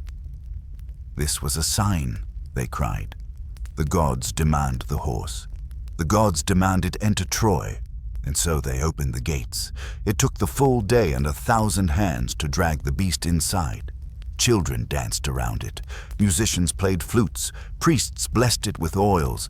And as dusk fell and stars blinked open in the sky, Troy feasted. Wine flowed. Fires burned high. Songs long silent were sung again. And the horse, silent, watching, stood in the heart of the city. Inside its belly, Odysseus listened. To the laughter, to the singing, to the footsteps fading, and then to the silence. When midnight came and all of Troy lay heavy in sleep, a panel opened. The Greeks emerged, ghosts in their own legend. One by one they slipped down from the wooden ribs and onto the sacred stones of Troy. Outside, the Greek fleet had returned under cover of night. Anchors dropped. Oars stilled, torches lit, and then the gates were opened. What followed was not a battle, not truly. It was a reckoning. Flames licked the sky. Temples cracked. Palaces collapsed. Fathers screamed. Mothers clutched children. Warriors rose too late from wine-soaked dreams. Troy, the city that had stood for centuries, now fell in a single night, not from spear, but from belief. From pride, from the invitation given to a gift too perfect to question, and yet in this ruin, the gods were silent. Not even Athena laughed, because war, even when won, is still a grave. The horse stood amid the ash like a monument to the cost of cunning, and as the smoke curled high into the sky, one question remained. Was this destiny, or was this only desire? Dressed in divine names. The dawn after the fire found Troy shattered beneath the weight of its own sorrow. The city that had once stood as a fortress of pride was now a husk of smoke and silence. Ash settled like snow upon broken stones, and the air hung heavy with the bitter tang of loss. The walls that once echoed with the clamor of shields and the prayers of citizens were now trembling ruins, shadowed by grief. In the heart of the fallen city, beneath a broken column, sat Priam, last king of Troy, whose silver hair was as heavy as the years he bore. His eyes, once bright with the wisdom of ages, now shone dim with the pain of a father who had lost everything. Sons and daughters, noble warriors and gentle children, all swept away by the ruthless tide of war. Priam, who had once walked among kings and gods alike, was now a man stripped bare of titles and pride, left only with the aching pulse of memory. He moved slowly through the ruins, each step a whispered prayer. His heart beat with a sorrow so deep it seemed to seep into the stones beneath his feet. The voices of the past rose and fell like a fading song, each name a fragile petal torn by the wind. His hands trembled as he approached the altar where his son Hector had fallen. There, amidst the crumbled marble and fallen shields, he knelt. His breath caught in his throat, and tears traced silent paths down his weathered cheeks. In that moment, the weight of a kingdom's fate pressed upon him, not as a ruler, but as a father. The once great Priam was no longer a figure of power, but a man cloaked in grief and the inevitability of death. And yet, fate was not yet finished with him. As night crept over the shattered city, a shadow moved through the ruins, a specter of vengeance and despair. Neoptolemus, son of Achilles, fierce and merciless, sought the fallen king. Where Achilles had been wrathful but restrained, Neoptolemus bore a fury unbound, a storm of youth and bloodlust. In the silent corridors of a palace half swallowed by flames, the final confrontation unfolded. Priam faced the son of his enemy, a meeting not of kings, but of mortality. Neoptolemus, sword in hand, struck down the aged king. His death was swift, but not without tragedy. Priam's last breath was a prayer, a plea for mercy that echoed through the night. And in that moment, the city itself seemed to weep. For with Priam's death, the last thread of Troy's ancient glory was severed. The line of kings, the legacy of a people, passed quietly into shadow. Yet even in death, Priam's story held a strange grace, a reminder that kings are mortal, and that even the greatest fall like leaves in autumn, returning to the earth from which they came. The ruins of Troy lay silent then, but the stories, like seeds, were carried on the wind. The names of the fallen, the songs of their courage and tragedy, would be remembered long after stones crumbled to dust. For history is not only built on triumph, but on the fragile, whispered memories of those who lived, loved, and lost. And so, beneath the fading stars, the tale of Troy, of pride, passion, and ruin, paused, waiting to be told anew. The war was over, the fires had dimmed, the ashes of Troy whispered their final lament beneath the winds of time. Yet for one man, the journey was only beginning. Odysseus, the wily king of Ithaca, found himself adrift between worlds, not only of land and sea, but of memory and destiny, of myth and the fragile thread of human will. His mind, sharp as a blade but weary as the twilight, carried him through seas both cruel and mysterious. The gods toyed with him, casting shadows and light in equal measure. The tides carried him from island to island, each a realm of its own, each a test of his cunning, his resolve, his very soul. There were the Cyclopes, one-eyed giants with hands like mountains, their caves deep and dark as forgotten time. It was here that Odysseus faced the brutal strength of the monstrous Polyphemus, blinding not just a beast but the course of his own fate. There were the sirens, whose voices wove songs of longing and ruin, promising knowledge and oblivion in the same breath. Odysseus, bound to the mast, was both captive and master of their deadly allure, caught between the call of wisdom and the preservation of life. There was Circe, the sorceress whose touch transformed men into swine, a goddess of enchantment and isolation. Here, Odysseus lingered in the twilight of temptation, understanding the fine line between power and submission, between man and myth. And deeper still, there was the journey to the underworld, a descent into shadow and silence where the dead spoke truths that the living dared not hear. Shades of heroes long gone, of fathers and lovers, rose from the darkness to remind Odysseus of the cost of war and the price of home. In these wanderings, Odysseus was both hero and exile, a man torn between the longing for hearth and the inexorable pull of destiny. His voyage was not merely across the seas, but across the vast, uncharted landscapes of the human heart. Each island, each trial, was a mirror reflecting his own fears and hopes. Each god's whim was a whisper of fate's cruel design, pushing him toward a future only half known. Yet, through the storms and shadows, a single truth remained: that home is not merely a place, but a hope, a fragile, flickering flame against the dark. Odysseus' journey would last 10 years more, a slow unraveling of time itself, a test of endurance that stretched beyond flesh and bone into the realm of legend. And as he drifted between worlds, between gods and men, between dreams and waking, the story of Troy transformed from one of swords and walls to one of wandering and waiting. A tale whispered to all who have ever yearned to return, to reclaim what was lost, and to find meaning in the vast, uncertain night. At last, the sea grew still. The winds, which had once roared like beasts across Odysseus's bow, fell to whispers. The salt in his beard had turned white, and the stars above him no longer sang of glory, but of time, lost, earned, and endured. 10 years of war, 10 more of wandering, and now Ithaca. Not in trumpets did he return, nor in laurels, nor in gold. Odysseus came home cloaked in rags, disguised by the gods, walking not as a king, but as a beggar.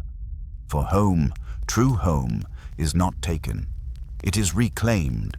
It is earned with silence, with patience, with watchful eyes and steady breath. His palace, once built with his own hands, now echoed with the voices of suitors. Men who ate his bread, drank his wine, and schemed for his wife. They had grown fat on his absence, and bold in the shadow of his memory. Penelope, faithful Penelope, held the thread of his name between her fingers like a weaver's prayer.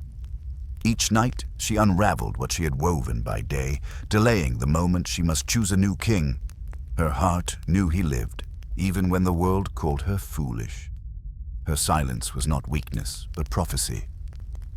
Telemachus, the son who had known his father only in stories and scars left on the walls, now stood as a man, uncertain, yearning, forged not in war, but in waiting. Odysseus moved among them, unseen. His eyes drank the familiar halls, the curve of stone he had shaped, the olive tree he had planted. Everything was the same. Everything was changed. Revelation did not come in fire or wrath. It came in a quiet room where old wounds stirred and destiny rose like morning mist. With his son by his side, the bow in his hand, the very bow no other man could string, Odysseus stood in his truth. The suitors laughed until they bled. The reckoning was swift. Arrows like justice flew through the hall. Those who had consumed, who had lied, who had tried to wear another man's name. They fell beneath the weight of a returning tide. When the silence fell again, it was complete. And Penelope did not run to him, did not fling open her arms to embrace the legend. She tested him as stone tests water, as history tests myth. She asked of their bed, the one he had built around the rooted olive tree, sacred, unmovable. And when he answered truly, when he spoke of the bed that could not be moved, her tears finally fell. Not for grief, but for return. For the man who had survived gods, monsters, time itself, and still remembered her. Odysseus, king once more, held her in arms that had known war and waves, and in that moment all journeys ended. But peace is not the absence of struggle. It is the breath between battles, the hush after the hymn. Ithaca was no longer the place he had left, and he was no longer the man who had left it. And still, he was home. The gods watched, the sea slept, the stars turned slowly above, and the tale of Troy, of glory and ruin, of wrath and return, now closed its circle in the quiet reckoning of a man who had wandered too far and come home just in time. Night deepens in the world of men, but in the realm beneath, where no sun rises and no song is sung, Time stands still.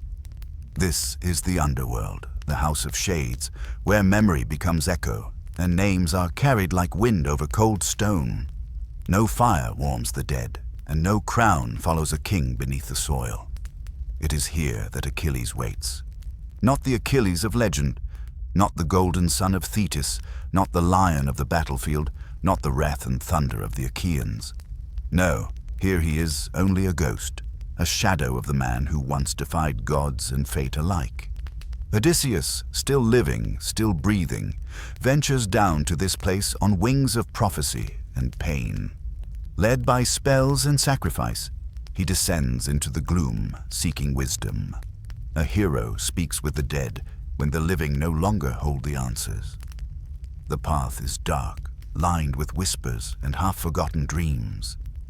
The dead crowd around him, thirsting for blood, for only with blood do they remember who they were. Odysseus pours the libation, and from the black earth rises a figure known by all, tall, proud, crowned in shadow. Achilles. His presence still commands, though his body long ago was burned upon the pyre. Odysseus falls to his knees, and for a moment two worlds meet. The hero who has returned, and the one who never did. Odysseus praises him, the greatest of the Greeks, the slayer of Hector, the man whose name will never die. But Achilles' voice does not echo with pride. It carries sorrow instead. He speaks softly, bitterly, from the mouth of death. I would rather be a servant to a poor man on earth than king of all the breathless dead. The words strike the heart like iron. All the glory, the immortality, the songs sung around flickering fires. They are hollow here. Achilles speaks not of valor, but of life lost too soon. He speaks of his son, Neoptolemus, whom he cannot hold. He asks of the war's end, of Priam's fall, of Troy's ruin. And though he is praised, though he is remembered, there is no joy in the telling. Because death knows what glory does not, that every sword raised in triumph carves a wound in someone's world. Odysseus listens. He carries the grief of Achilles in his soul, a weight heavier than any treasure. The underworld has shown him not monsters, but truths. The shades pass by. Agamemnon, still mourning the betrayal of his wife. Ajax, silent and distant, still bitter over the armor of Achilles. Nameless soldiers, forgotten but no less brave. Each face tells a story. Each silence is a wound unhealed. And in the heart of shadow, Odysseus understands what no battlefield taught him. That memory is the true afterlife. That a hero's name, sung by strangers, means little without the touch of home, the voice of a child, the hand of a beloved. Achilles fades back into the dark. His presence lingers, like smoke after fire. A lesson not of war, but of loss. Odysseus returns to the world of the living, his path now lit not by the stars above, but by the shadows behind.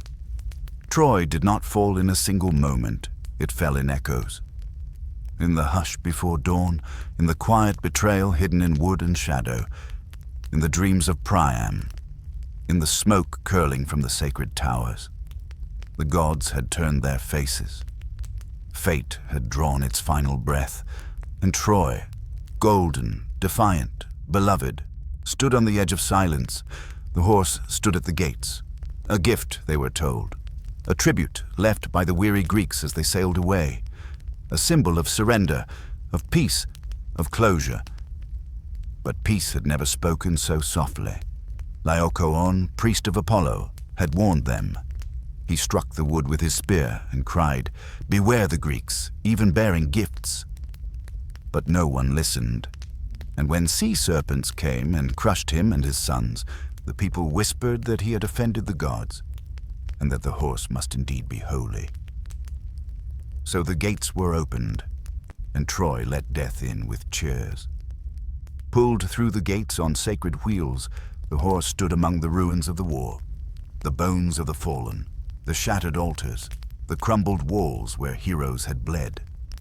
That night the fires were put out. Wine was poured, Songs were sung in trembling relief. Women braided flowers into their hair. Fathers lifted children onto their shoulders and whispered that it was finally over. But in the belly of the horse, warriors waited, silent, breath held, eyes wide in darkness. Odysseus among them, the planner of the deceit. Neoptolemus, son of Achilles, his father's rage still burning in his chest. Men trained to kill without sound. When the moon reached its peak and the city had fallen into the dreams of survivors, the trap was sprung. The belly of the beast opened. Ropes were thrown. From its wooden womb spilled vengeance and fire. They opened the gates from within, and the Greek army, hiding behind the nearby hills, returned in full force, like a tide that had only feigned retreat. Troy woke to the screams of its final night. Temples burned. Children cried out in their sleep and never woke. The old clutched relics of gods who no longer listened. Mothers tried to hide their sons. Priam, king of kings, was dragged to the altar of Zeus, where his blood soaked the stones he had once preyed upon, and Hecuba, once queen, once mother of princes, was left to wail into the ashes, her crown turned to cinders. Aeneas, one of the few to survive, carried his father on his back and led his son by the hand, a thread of the future walking barefoot through the ruins of the past. The gods, it is said, wept that night, but they did not intervene. The towers of Ilium crumbled under the weight of flame. The sky, once proud above the city, turned red with regret. And Helen, the woman at the center of it all, was returned to Menelaus. Her face unchanged, but her soul forever marked. Some said he spared her out of love, others out of weariness. For what man can kill the myth he bled for? By morning there was no Troy, only smoke, only silence, only memory. And from that silence, stories would rise, poems would sing. Aeneas would sail west toward Rome. Odysseus would drift east toward Ithaca. And Achilles, already gone, would live forever in the tongues of men. Troy burned, but the world remembered. She stood at the edge of the ruins, draped in the silence of ash and flame. Helen, daughter of Zeus, wife of kings, prize of war, myth made flesh, they blamed her. They always had. They said she caused it all. The ships, the siege, the shattered sons of Greece and Troy alike. That her beauty pulled down the stars and lit the funeral pyres of a generation. That her face, as the poets would later say, launched 1,000 ships and burned the topless towers of Ilium. But no one ever asked Helen what she saw. She had seen the fire long before it reached the walls. She had watched Menelaus's rage harden into vengeance. She had watched Paris lie with false promises and soft hands. She had seen the gods gamble with mortal lives, heard Aphrodite whisper in her ear like a serpent around the heart. Helen had not chosen war. She had chosen escape, or illusion, or maybe she had simply been chosen. Passed between hands like a sacred relic, beloved yet never truly known. Inside Troy, she walked like a ghost. The Trojans praised her beauty, but never trusted her. She bore the weight of a city that both worshipped and feared her. She spoke gently to Priam and wept in the night for the sons dying for her name. And when the walls fell and the fires rose, she did not scream. She found Menelaus among the bodies, his sword already red, his heart bruised with years of absence. He raised his blade to her. Throat, throat, they say. She met his eyes, and then he lowered the sword. Was it love that stayed his hand, or fatigue? Did he see the girl he once held, or a woman turned myth? We do not know, but he spared her, and she followed him home. In Sparta, she walked among the living like a statue, adored and untouched. Her beauty remained, but her gaze grew distant, like one who had seen the gods and been broken by it. She carried Troy in her silence. She carried Hector's kindness, Priam's sorrow, Paris's weakness. She carried the weight of every name that had died beneath her shadow. The bards sang of her skin, of her hair, of her form. They did not sing of her grief. They did not sing of the nights she sat alone, fingers tangled in the loom, weaving memory into thread. Was she guilty? Was she divine? Was she a pawn or a player? Perhaps she was all of them. For Helen was not the war. She was the mirror in which the war saw itself. Lustful, noble, cruel, and sacred. The gods had chosen her beauty as the stage, but Helen had lived through what no goddess had ever tasted. The mourning of mortal men, the ruin of cities, the endless silence after the singing stops. And though she was returned to Sparta, though she wore jewels once more, and drank from golden cups, she would never again believe in the safety of peace.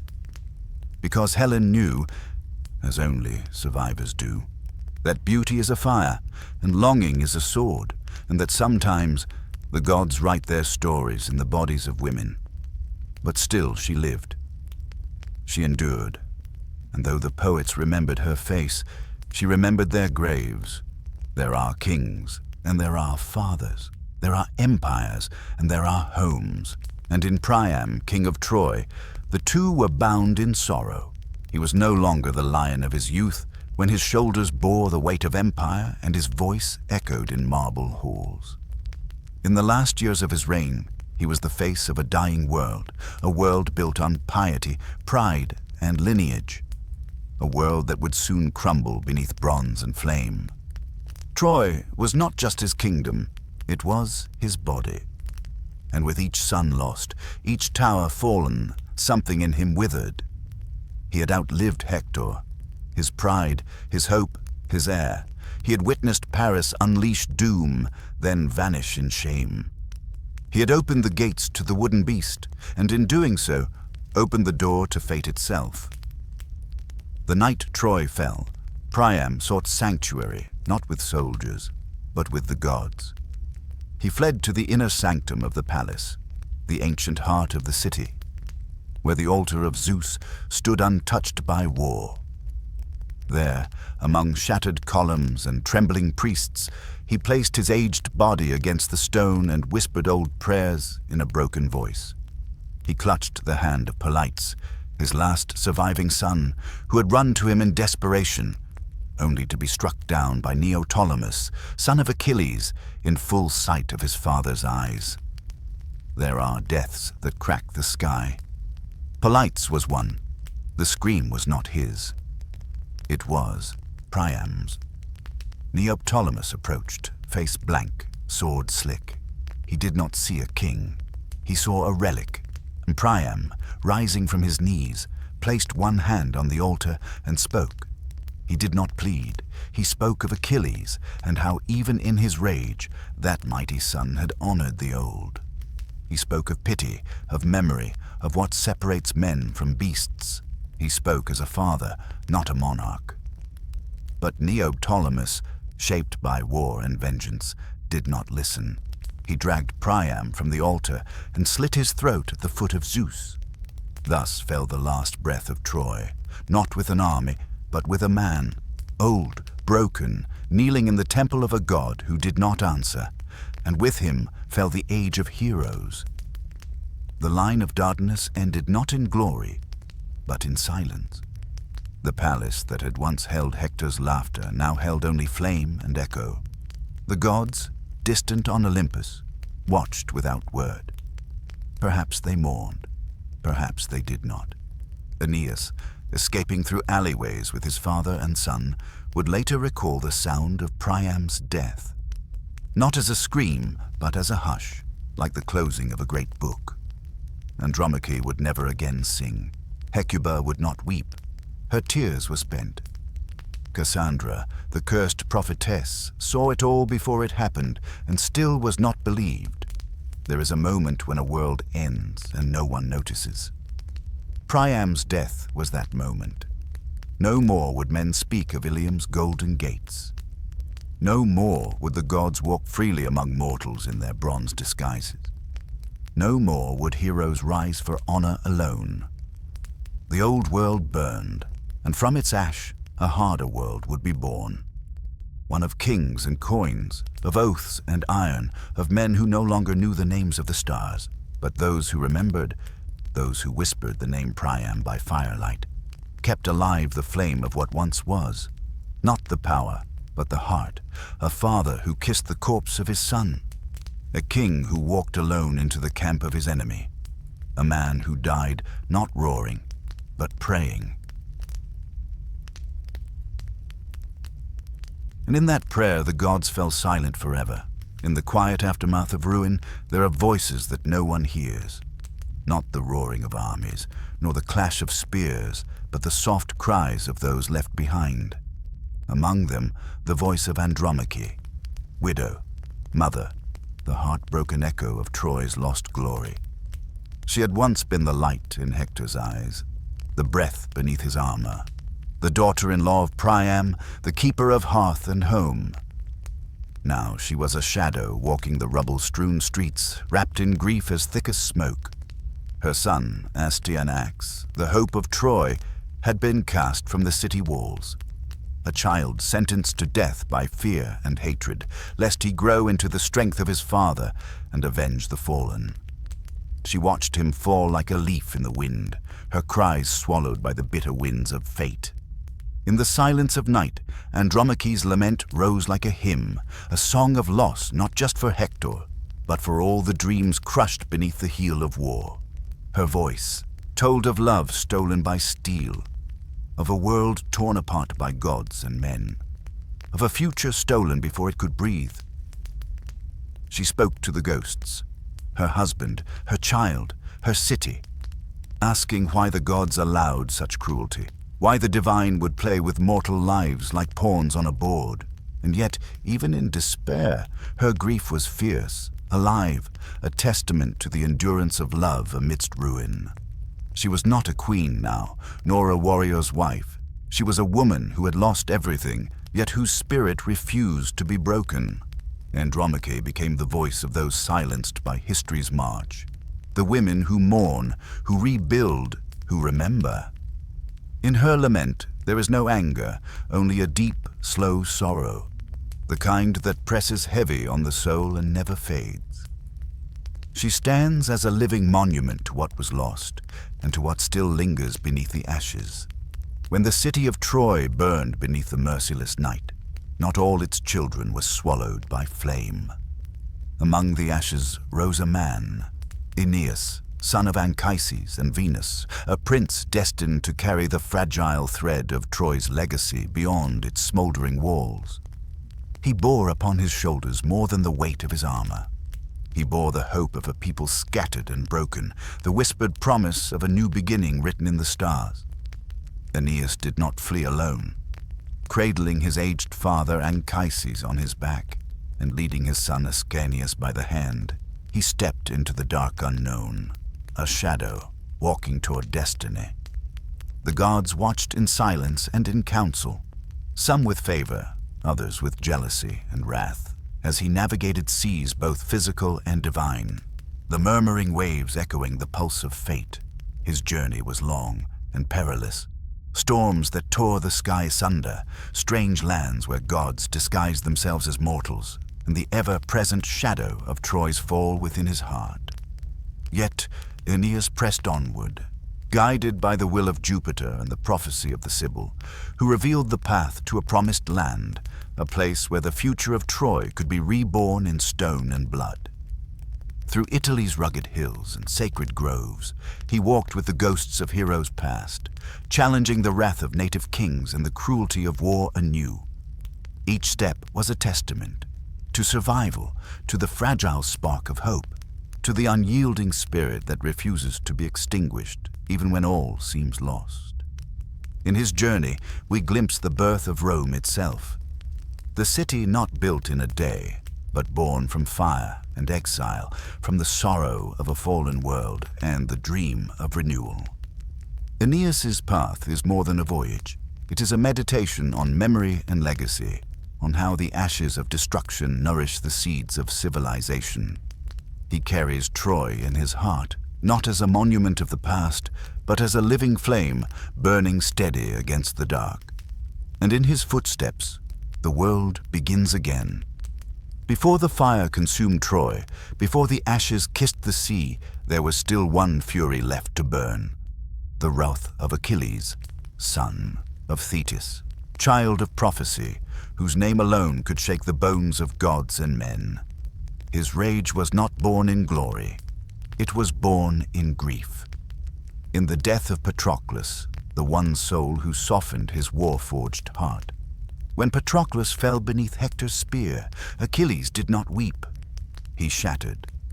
He tore his hair and blackened the sand with his tears. He roared not to the heavens, but to the river, cursing gods and fate alike, for not even the divine could stay the tide of his sorrow. He rearmed himself not for honor, but for vengeance. His armor, newly forged by Hephaestus, gleamed with the fire of Olympus. It bore upon its shield the world itself, cities of peace and war, fields of harvest, dancing lovers, cosmic wheels turning ever onward. And still, at its center, was rage. When Achilles returned to the field, the world seemed to hold its breath. Spears trembled, shields faltered. Even the river Scamander tried to drown him, raging at the blood he spilled like wine upon its banks. He did not care. He was no longer man. He was a storm. And so he came to Hector.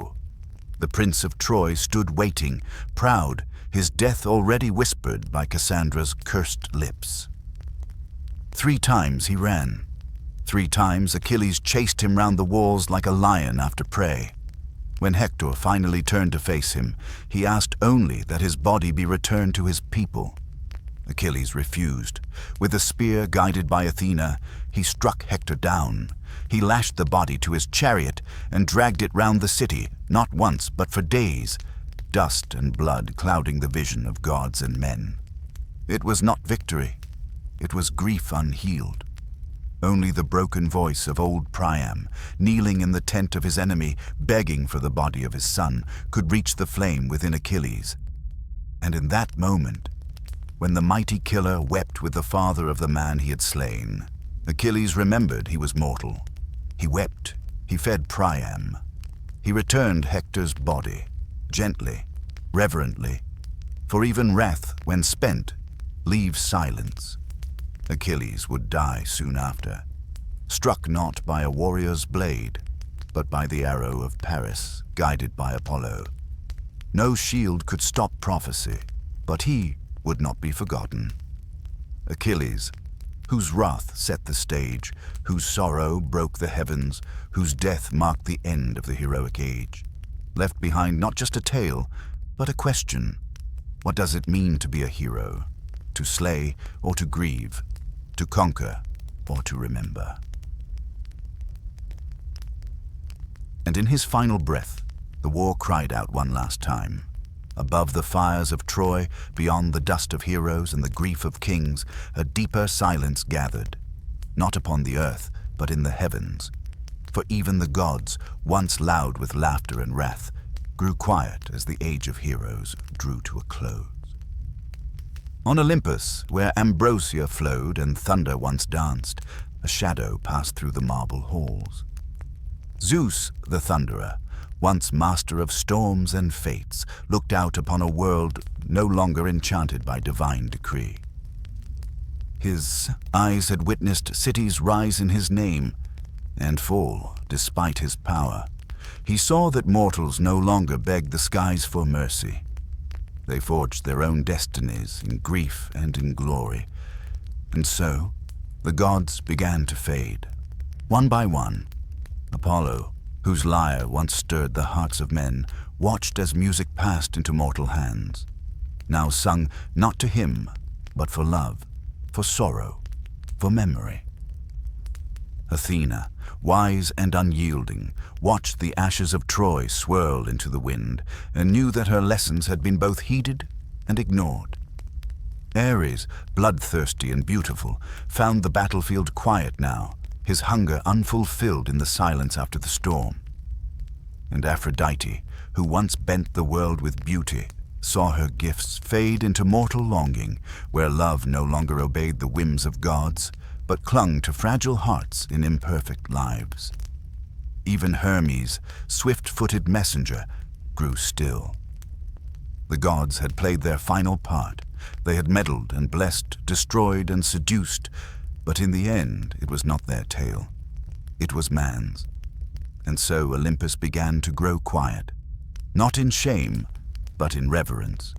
For the gods too are bound to fate, and the age of heroes had ended. The stars no longer whispered to kings.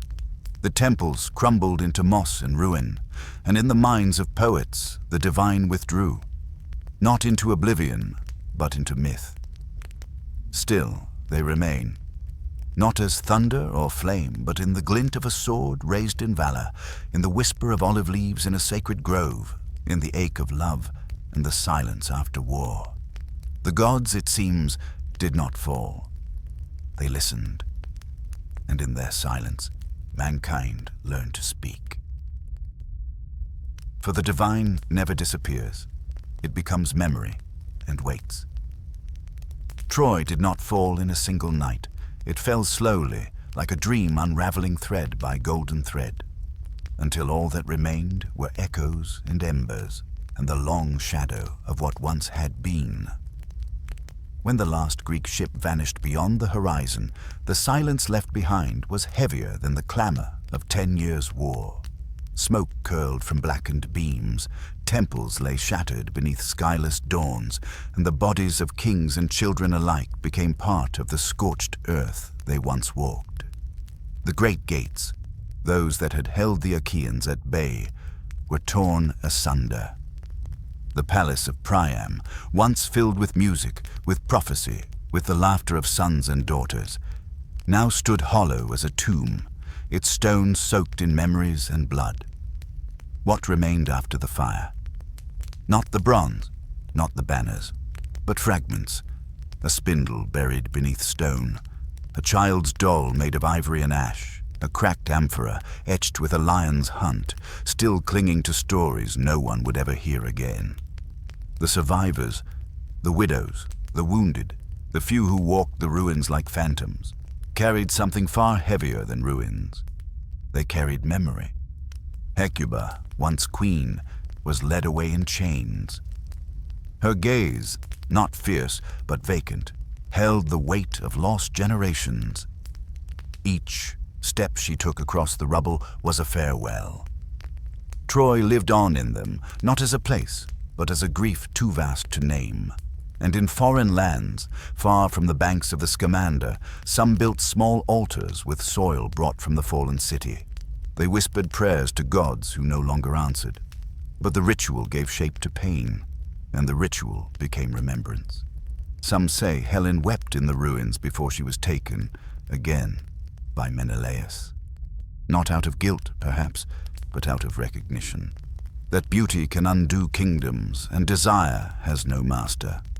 Others say Cassandra's body was never found, that her voice, broken by disbelief, still lingers in the stones, a warning forever unheard.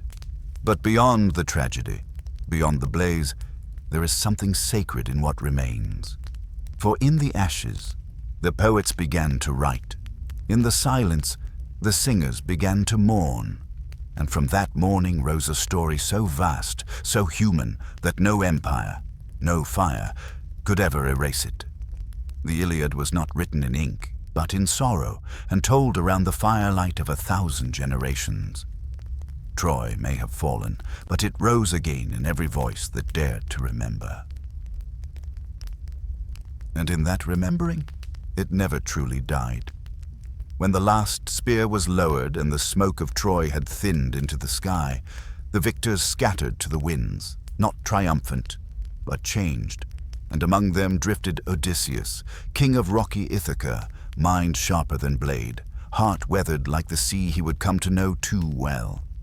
The Iliad ends with ashes, but the echo it leaves is a single name carried across waves. Odysseus, not because he conquered, but because he endured. His road home would not be drawn on any map. It was not marked by stars or temples, but by trial, longing, and the slow unraveling of what it means to return after you've become someone else. He set sail from Troy with 12 ships and hope in his lungs. But Poseidon, god of storms, still seethed, for Odysseus had blinded his son, the Cyclops Polyphemus, whose eye was as wide as the moon. And so the sea did not guide Odysseus. It devoured him. He would wander for 10 years more, through islands of illusion and temptation, past the songs of sirens that fed on memory, through the jaws of Scylla and the maw of Charybdis, losing ship after ship, man after man, until only he remained, a man without crew, without direction, without name. He was held by Calypso, a goddess of lonely shores, offered immortality, yet he wept at her hearth each night for the woman who waited and the world he barely remembered. He stood before Circe, who turned men into beasts with her voice, and learned that monstrosity is not what you become, but what you lose. And always the sea, grey and wide and indifferent, a mirror to his doubt, a hymn to his longing. Because home was not just a place. It was Penelope, weaving and unweaving her waiting, fending off suitors who mistook her silence for surrender. It was Telemachus, grown tall without a father's hand, searching the world for a shadow he had never touched. And Odysseus, bent by time and sorrow, still pressed forward, not as a hero seeking glory, but as a man trying to belong to something again. When he at last washed ashore in Ithaca, disguised and ragged, no fanfare greeted him, only the quiet breath of the olive trees and the distant hum of his once hall. He strung his old bow. He stood among those who had taken what was his, and with each arrow he reclaimed not just his home, but his name. Yet even then, it was not over. Penelope, wise as the moon, tested him, and in the telling of a bed carved from a tree, a secret only they shared, he returned. Truly, not as the man who left, but as the one who had wandered, broken, healed, and remembered. The Iliad began with wrath, but its shadow ends with return, and the question it leaves is quiet. After war, after loss, after becoming myth, can you ever come home again? Odysseus did, but only after letting go of the man he once was. And so the hero sleeps, not in battle, but in his own bed at last, long after the fires of Troy died into wind, long after swords were sheathed and bones crumbled into earth, the true work of remembrance began. Not in marble, not in bronze, but in breath. In the mouths of the bards, they were not kings, nor warriors, nor gods. They carried no shield, no crown, no curse, only a lyre, a voice, and a memory older than stone. They wandered from fire to fire, across islands and valleys, to sing of the rage of Achilles, the grief of Priam, the cunning of Odysseus, the burning of Troy. Not as historians, as weavers, for memory is not a scroll. It is a tapestry, and each thread they sang added color to the fabric of time. Their names were many, or none. Some called them aoidoi, others rhapsodes, but their task was always sacred, to keep the past from silence. They recited not from parchment, but from a ritual of rhythm and repetition, verses carved in the muscle of their tongues, syllables trained like the pull of a bow.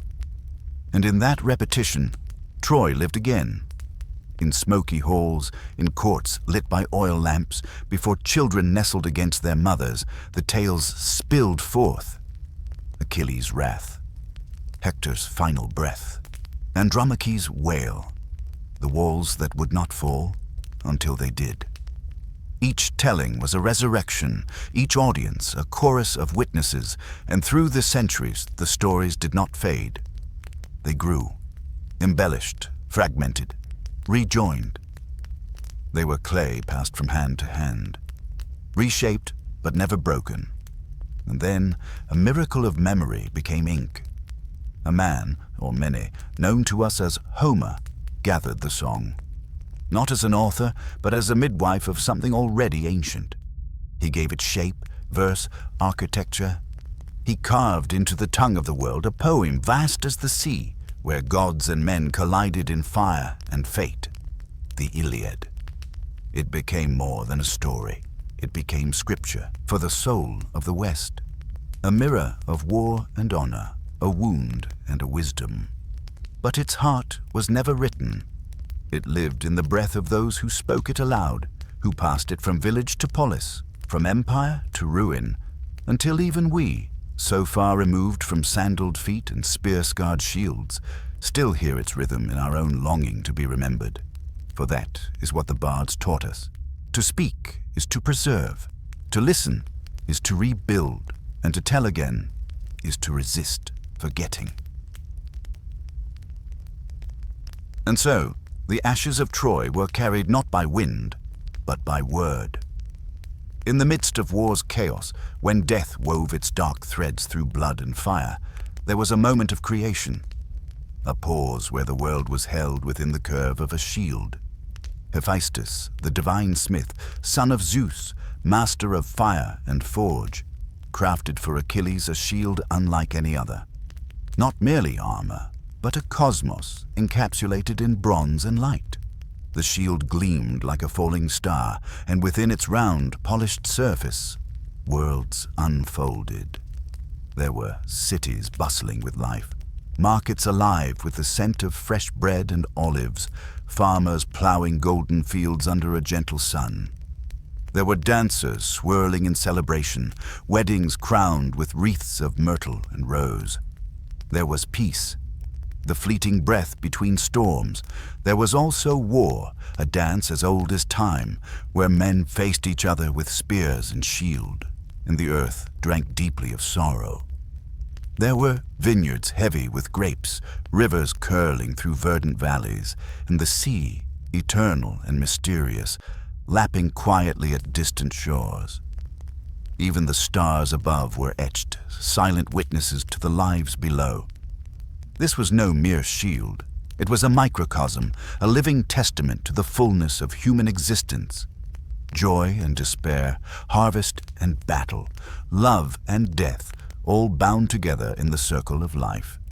Achilles held this shield as he stepped onto the battlefield, a world resting upon his arm, a reminder that in every strike, every breath, he carried the fate of more than just himself. In that moment, the divine and the mortal converged.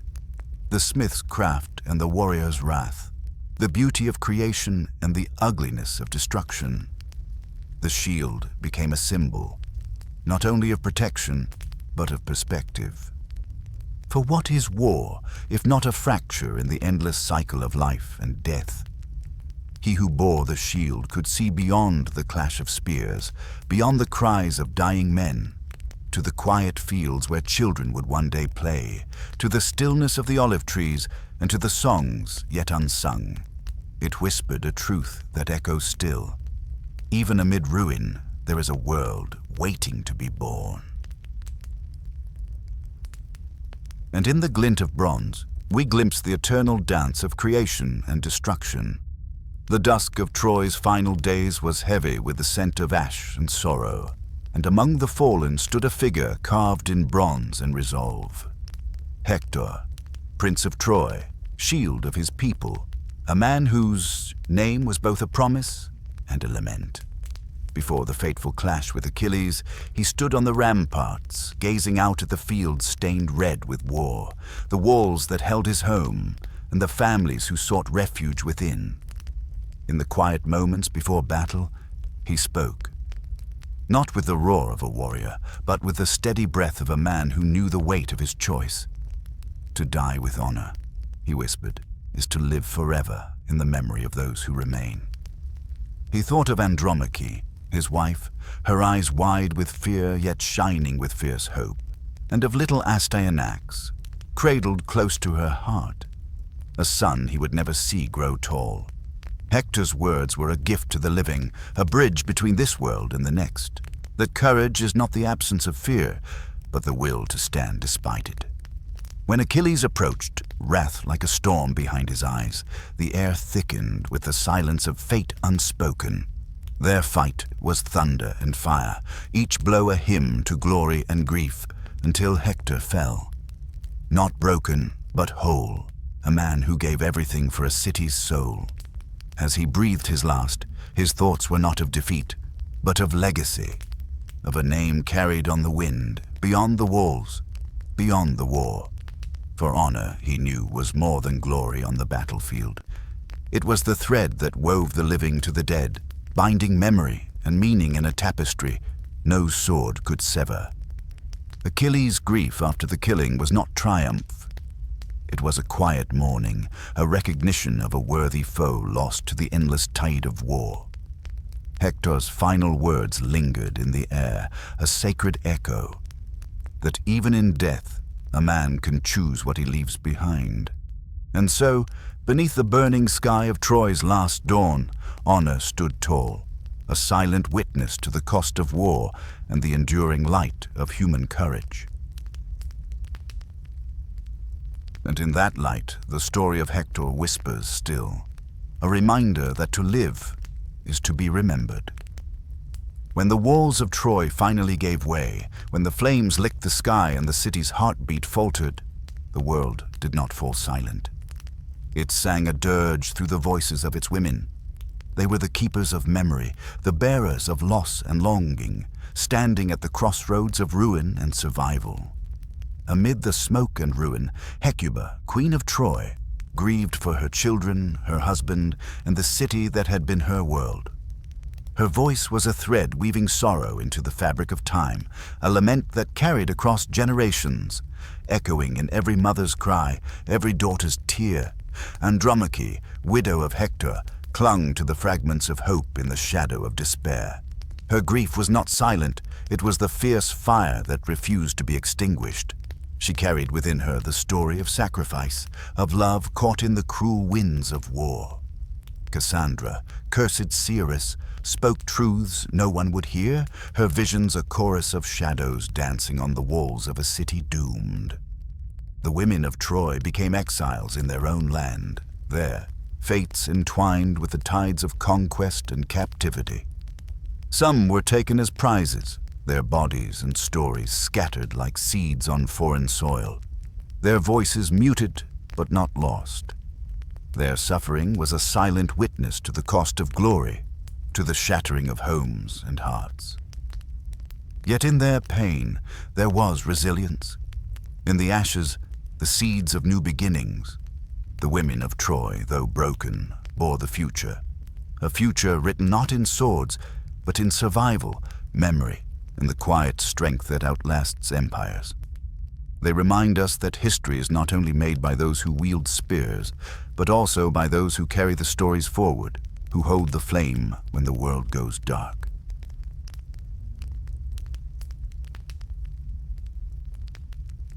And so, through the fall and the flight, the spirit of Troy endures, not only in stone and song, but in the hearts of those who remember. Long after the spears fell silent, after the fire turned to smoke and the smoke to sky, the story of Troy did not fade. It echoed. It drifted on the breath of poets, was carved into marble and memory, and whispered along the corridors of time like a sacred flame. Troy was no longer only a city, nor its people merely flesh and dust. It became a myth, and in myth, it lived beyond the bones of its walls. The Iliad is not just a tale of war. It is a mirror held to the soul of humankind, to our longing for glory, our aching for love, and the terrible, trembling cost of pride. It is a lament sung not only for the fallen warriors, but for the world they might have built had they chosen peace.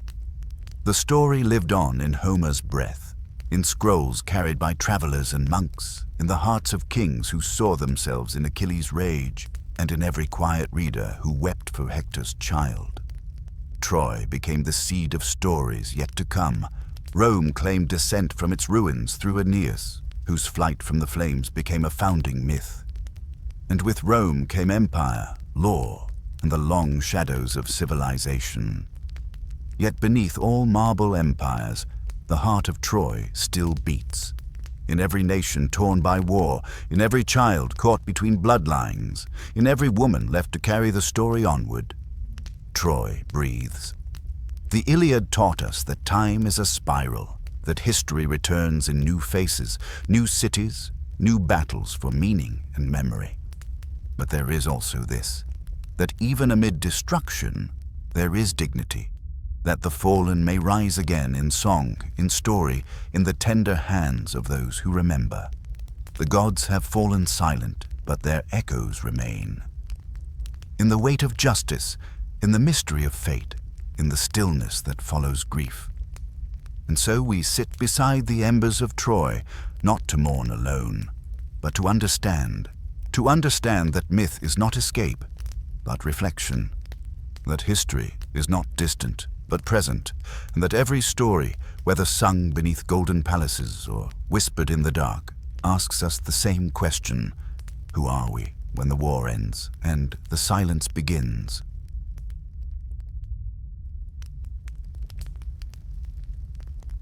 Troy may have fallen, but if her art falling, it rose again in the hearts of those who listened. After the fires dimmed and Troy became ash, a new light stirred on the shores of memory. It did not come with bronze or banners, but with words, with song, and the name that held that flame was Homer. Who he was, no one can say with certainty. A blind poet, perhaps, a wandering bard, or many voices woven into one name, passed from mouth to mouth like sacred wind through olive leaves. But it does not matter, for what Homer gave us was not himself, but the song, the Iliad, a story that rose not only from war, but from the spaces between sword and silence, from the long pauses of grief, from the soft steps of mothers, from the last breath of kings. In Homer's hands, memory became melody. He carved the rhythm of battle and the ache of love into lines that could be carried through generations without paper, without stone, only the breath of the living. Before books, before parchment, before ink met page, there was the voice. A man by the fire, eyes closed, reciting the rage of Achilles as if the gods were still listening, and the people listened. Across islands and peninsulas, over the wine-dark sea, from Ionian coasts to Athenian courts, they listened, because through Homer they heard themselves. The Iliad became more than story. It became foundation of art, of ethics, of how we remember. In every age that followed, from Plato's dialogues to Virgil's verse, from Dante's divine spirals to Shakespeare's ghosts, the shadow of Homer lingered. He taught the West how to speak, how to mourn, how to wonder at gods and men, and still ask, why do we suffer? But more than that, he preserved the soul of Troy, not in marble, but in meter. A city razed to the ground, resurrected not by empire, but by epic. This is the power of myth. Not that it tells us what happened, but that it helps us feel what mattered. And so, the Iliad never ends. It travels in the quiet minds of readers, in the breathless hush of schoolchildren hearing Hector's name for the first time. It walks in libraries, in ruins, in every poem that wonders what it means to be mortal. Homer is long gone, but the voice remains. Like a conch held to the ear, you hear the sea, but what you're really hearing is time. And in that sound, the Iliad lives, a song that never ends because it began in the human heart. The war had ended, but the silence that followed was not peace. For those who fought at Troy, the journey home was not a return. It was a new ordeal, and for one man, above all, the path forward twisted like sea wind over broken masts. His name was Odysseus, king of Ithaca, mind sharp as a blade, tongue dipped in cleverness, heart burdened with the memory of 10 years of blood. The Iliad gave us war, but the Odyssey gave us aftermath. And through Odysseus, we are asked a deeper question. What happens to the warrior when the war is gone? It was not victory that tested him, but homecoming. For the sea is a realm of forgetting, a place where gods meddle in waves and men become ghosts of themselves. And so Odysseus wandered. He met monsters, the Cyclops with his one cruel eye, Circe who turned men into beasts, the sirens who sang not with beauty but with grief. He drifted through hunger, temptation, loss, and the haunting echo of what he left behind. Even the gods could not agree on his fate. Athena guiding him with silent care, Poseidon cursing him for the blinding of his son. The sky watched, but the stars remained unmoved. He saw the land of the dead, and in its silence he met Achilles again. Not proud, not glorious, but sad. "I would rather be a servant in the land of the living," Achilles whispered, "than a king among shades." That single line shook the foundations of myth. For in that voice was a revelation that glory is no match for breath, and memory no substitute for embrace. Odysseus learned, step by salt-scarred step, that the true journey was not one of conquest, but of return. Not just to Ithaca, but to himself.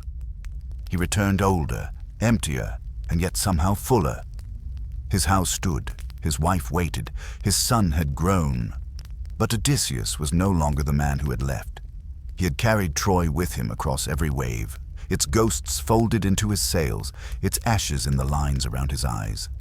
And that is the truth of war. Even when it ends, it follows. The Odyssey is not only a tale of adventure, it is a meditation on time, on change, on the way the past walks beside us, even when our feet touch familiar ground. Where the Iliad thundered with gods and fate, the Odyssey whispers of loss and love.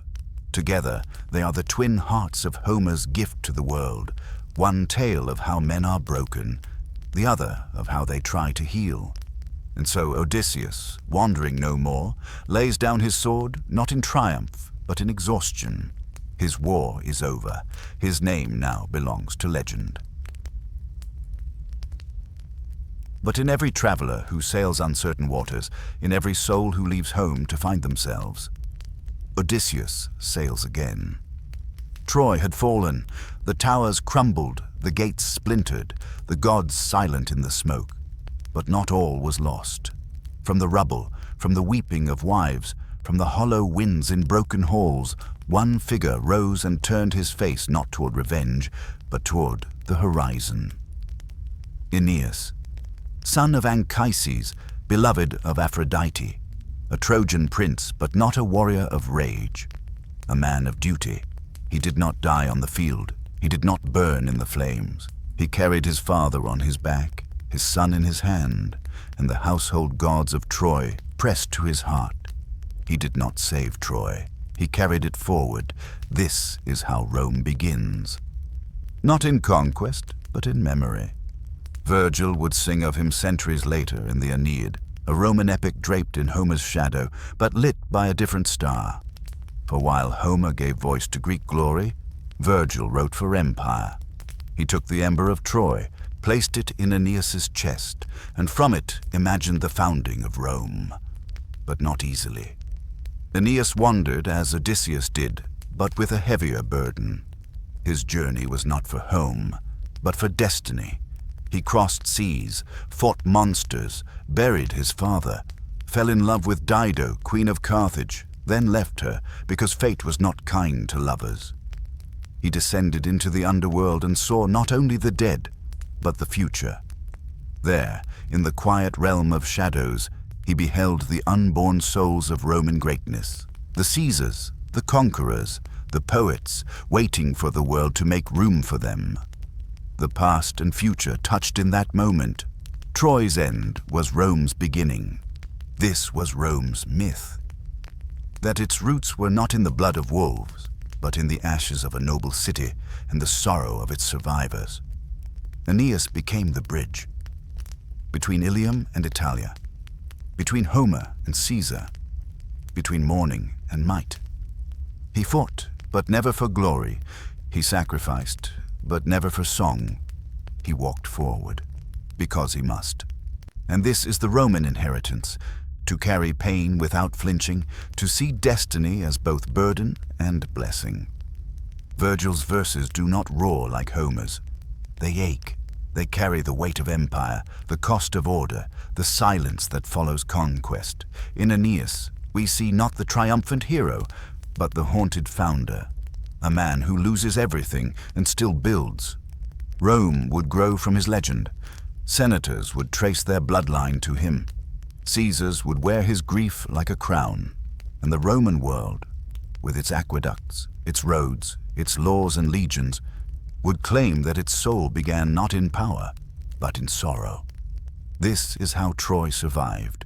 Not in stone, not in treasure, but in story. Its fire fed the forges of 1,000 years. Its name became a prayer, and its ruins a whisper carried by the winds of empire. Through Aeneas, Troy became eternal. And in every city that rises after ruin, in every heart that builds after loss, Aeneas walks again, the flame-bearer, the founder, the quiet father of civilizations. The Iliad ends, but it never truly closes. It breathes softly beneath every empire built, every monument raised, every march of men toward ruin and glory. For war does not vanish, it repeats. Not always with spears and bronze, but in the hearts of those who believe that pride redeems pain, that vengeance brings peace, that honor can silence grief. The Iliad is a mirror, held to every age.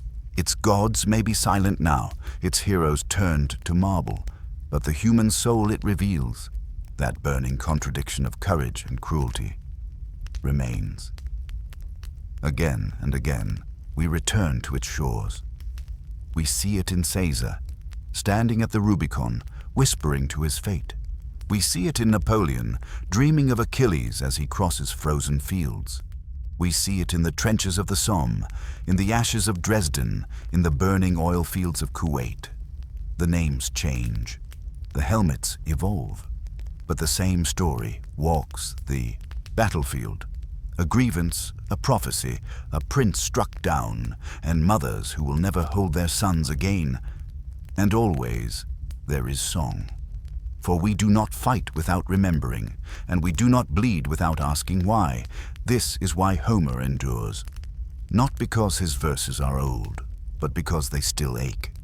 The Iliad does not celebrate war. It reveals it. It shows us Achilles in his rage, but also in his grief. It gives us Hector, not as a perfect hero, but as a father who kisses his son goodbye. It tells us that even the noblest fall, and that gods are not always just, and that sometimes the only thing left to do is bury the dead with trembling hands. It whispers, war makes gods of men, and ashes of them too. And so every time a poet picks up a pen, every time a soldier stares at the stars in silence, every time a child learns the name Troy, the Iliad begins again. The Greeks called it a tragedy, but perhaps it is also a ritual, a way to carry memory, a way to keep the dead close, a way to name what we cannot explain, the fire, the pride, the sorrow. In that way, the Iliad is not just a story of the past, it is a scripture of the human condition, and each age rewrites it. In medieval Europe, knights saw themselves in its armor. In Victorian classrooms, boys learned Latin to recite its glory. In modern cinema, Troy is rendered in pixels and dust, but still, the old grief glows beneath the new paint. And in quiet libraries, a single line can still still the heart. Even the weariest river wins somewhere safe to sea. For in the end, the Iliad does not teach us to fight. It teaches us to remember. To remember that war is older than kings, and peace more fragile than stone. That every battle fought in rage must one day end in tears, and that behind every helmet there is a face.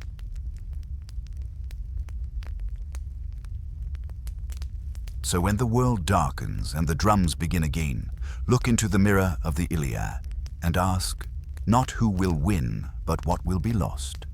There is a silence at the end of war, It is not peace, nor triumph, nor healing. It is the stillness that comes after everything is broken, a hush too wide for words, too deep for gods. Troy lies in ruin. Smoke weaves like memory through fallen arches. The wind sifts through ash, searching for voices that no longer speak. And yet, listen, a song remains, not sung by the victors, not written in marble or crowned in laurel, but echoing softly, like the last light on a battlefield forgotten by time. This is where the Iliad truly begins. Not with rage, not with ships on the wine-dark sea, but with the echo that refuses to die. The names are ancient, yes, but they are not gone. Achilles, who loved his friend more than his glory and broke the world in mourning. Hector, who died not for power, but for the quiet dignity of his people and the arms of his wife. Priam, the old king, who walked through fire and blood to beg for his son's body, and gave us the first breath of mercy in a world drowning in vengeance. Their bones may have scattered, their swords turned to rust, but memory survives. It rises from the dust and re-enters the breath of each generation that dares to ask, why do we fight? Why do we love? What does it mean to die with purpose or to live without it? The Iliad is not an answer. It is a vessel. It holds the questions we carry in every era. It lets us place our hands inside history, not to judge it, but to feel its pulse. And what do we find? That glory fades, that pride is a fragile crown, that even gods, in their cold, immortal beauty, cannot escape the ache of what it means to matter. And so Troy breathes again. Not in the marble ruins along the coast of Hisarlik, nor in the maps drawn by archaeologists, but in you, in the heart that listens. You who heard the sea swell with ships, you who stood beside Helen as the city crumbled, you who mourned Patroclus, you who held the last ember of Ilium and asked that it not be forgotten. This is the secret of the Iliad. It never ends, because war never ends, and love never ends, and loss and memory and song never end. Homer never closes the book. He leaves it open, like a wound, like a sky full of stars waiting to be named again. And through that open door walks every poet, every soldier, every parent who whispers bedtime stories of bravery, hoping their child will grow up kind. Even the gods fall silent at the end, not because they are defeated, but because they too must listen. The final breath of Troy is not a scream, it is a lullaby. It rocks the ruins, it wraps the dead, it rises to the moonlit heavens and becomes the constellations we still name after these myths. Orion, Andromeda, Perseus. Not for power, but for meaning. So fall asleep now, not as a stranger to these stories, but as their keeper. You know them, you are them, your questions, your wounds, your courage, they are what gave this epic its shape. Close your eyes with the whisper of Ilium at your ear. Let the dust settle. Let the heroes rest. Let the ships fade beyond the farthest horizon. And know, this song never truly ends. It only waits for the next voice to sing it again. Thus we leave Troy, not buried, but remembered. Not gone, but glowing. In the long dusk of human memory, where myths breathe like embers and stories fall softly, like stars.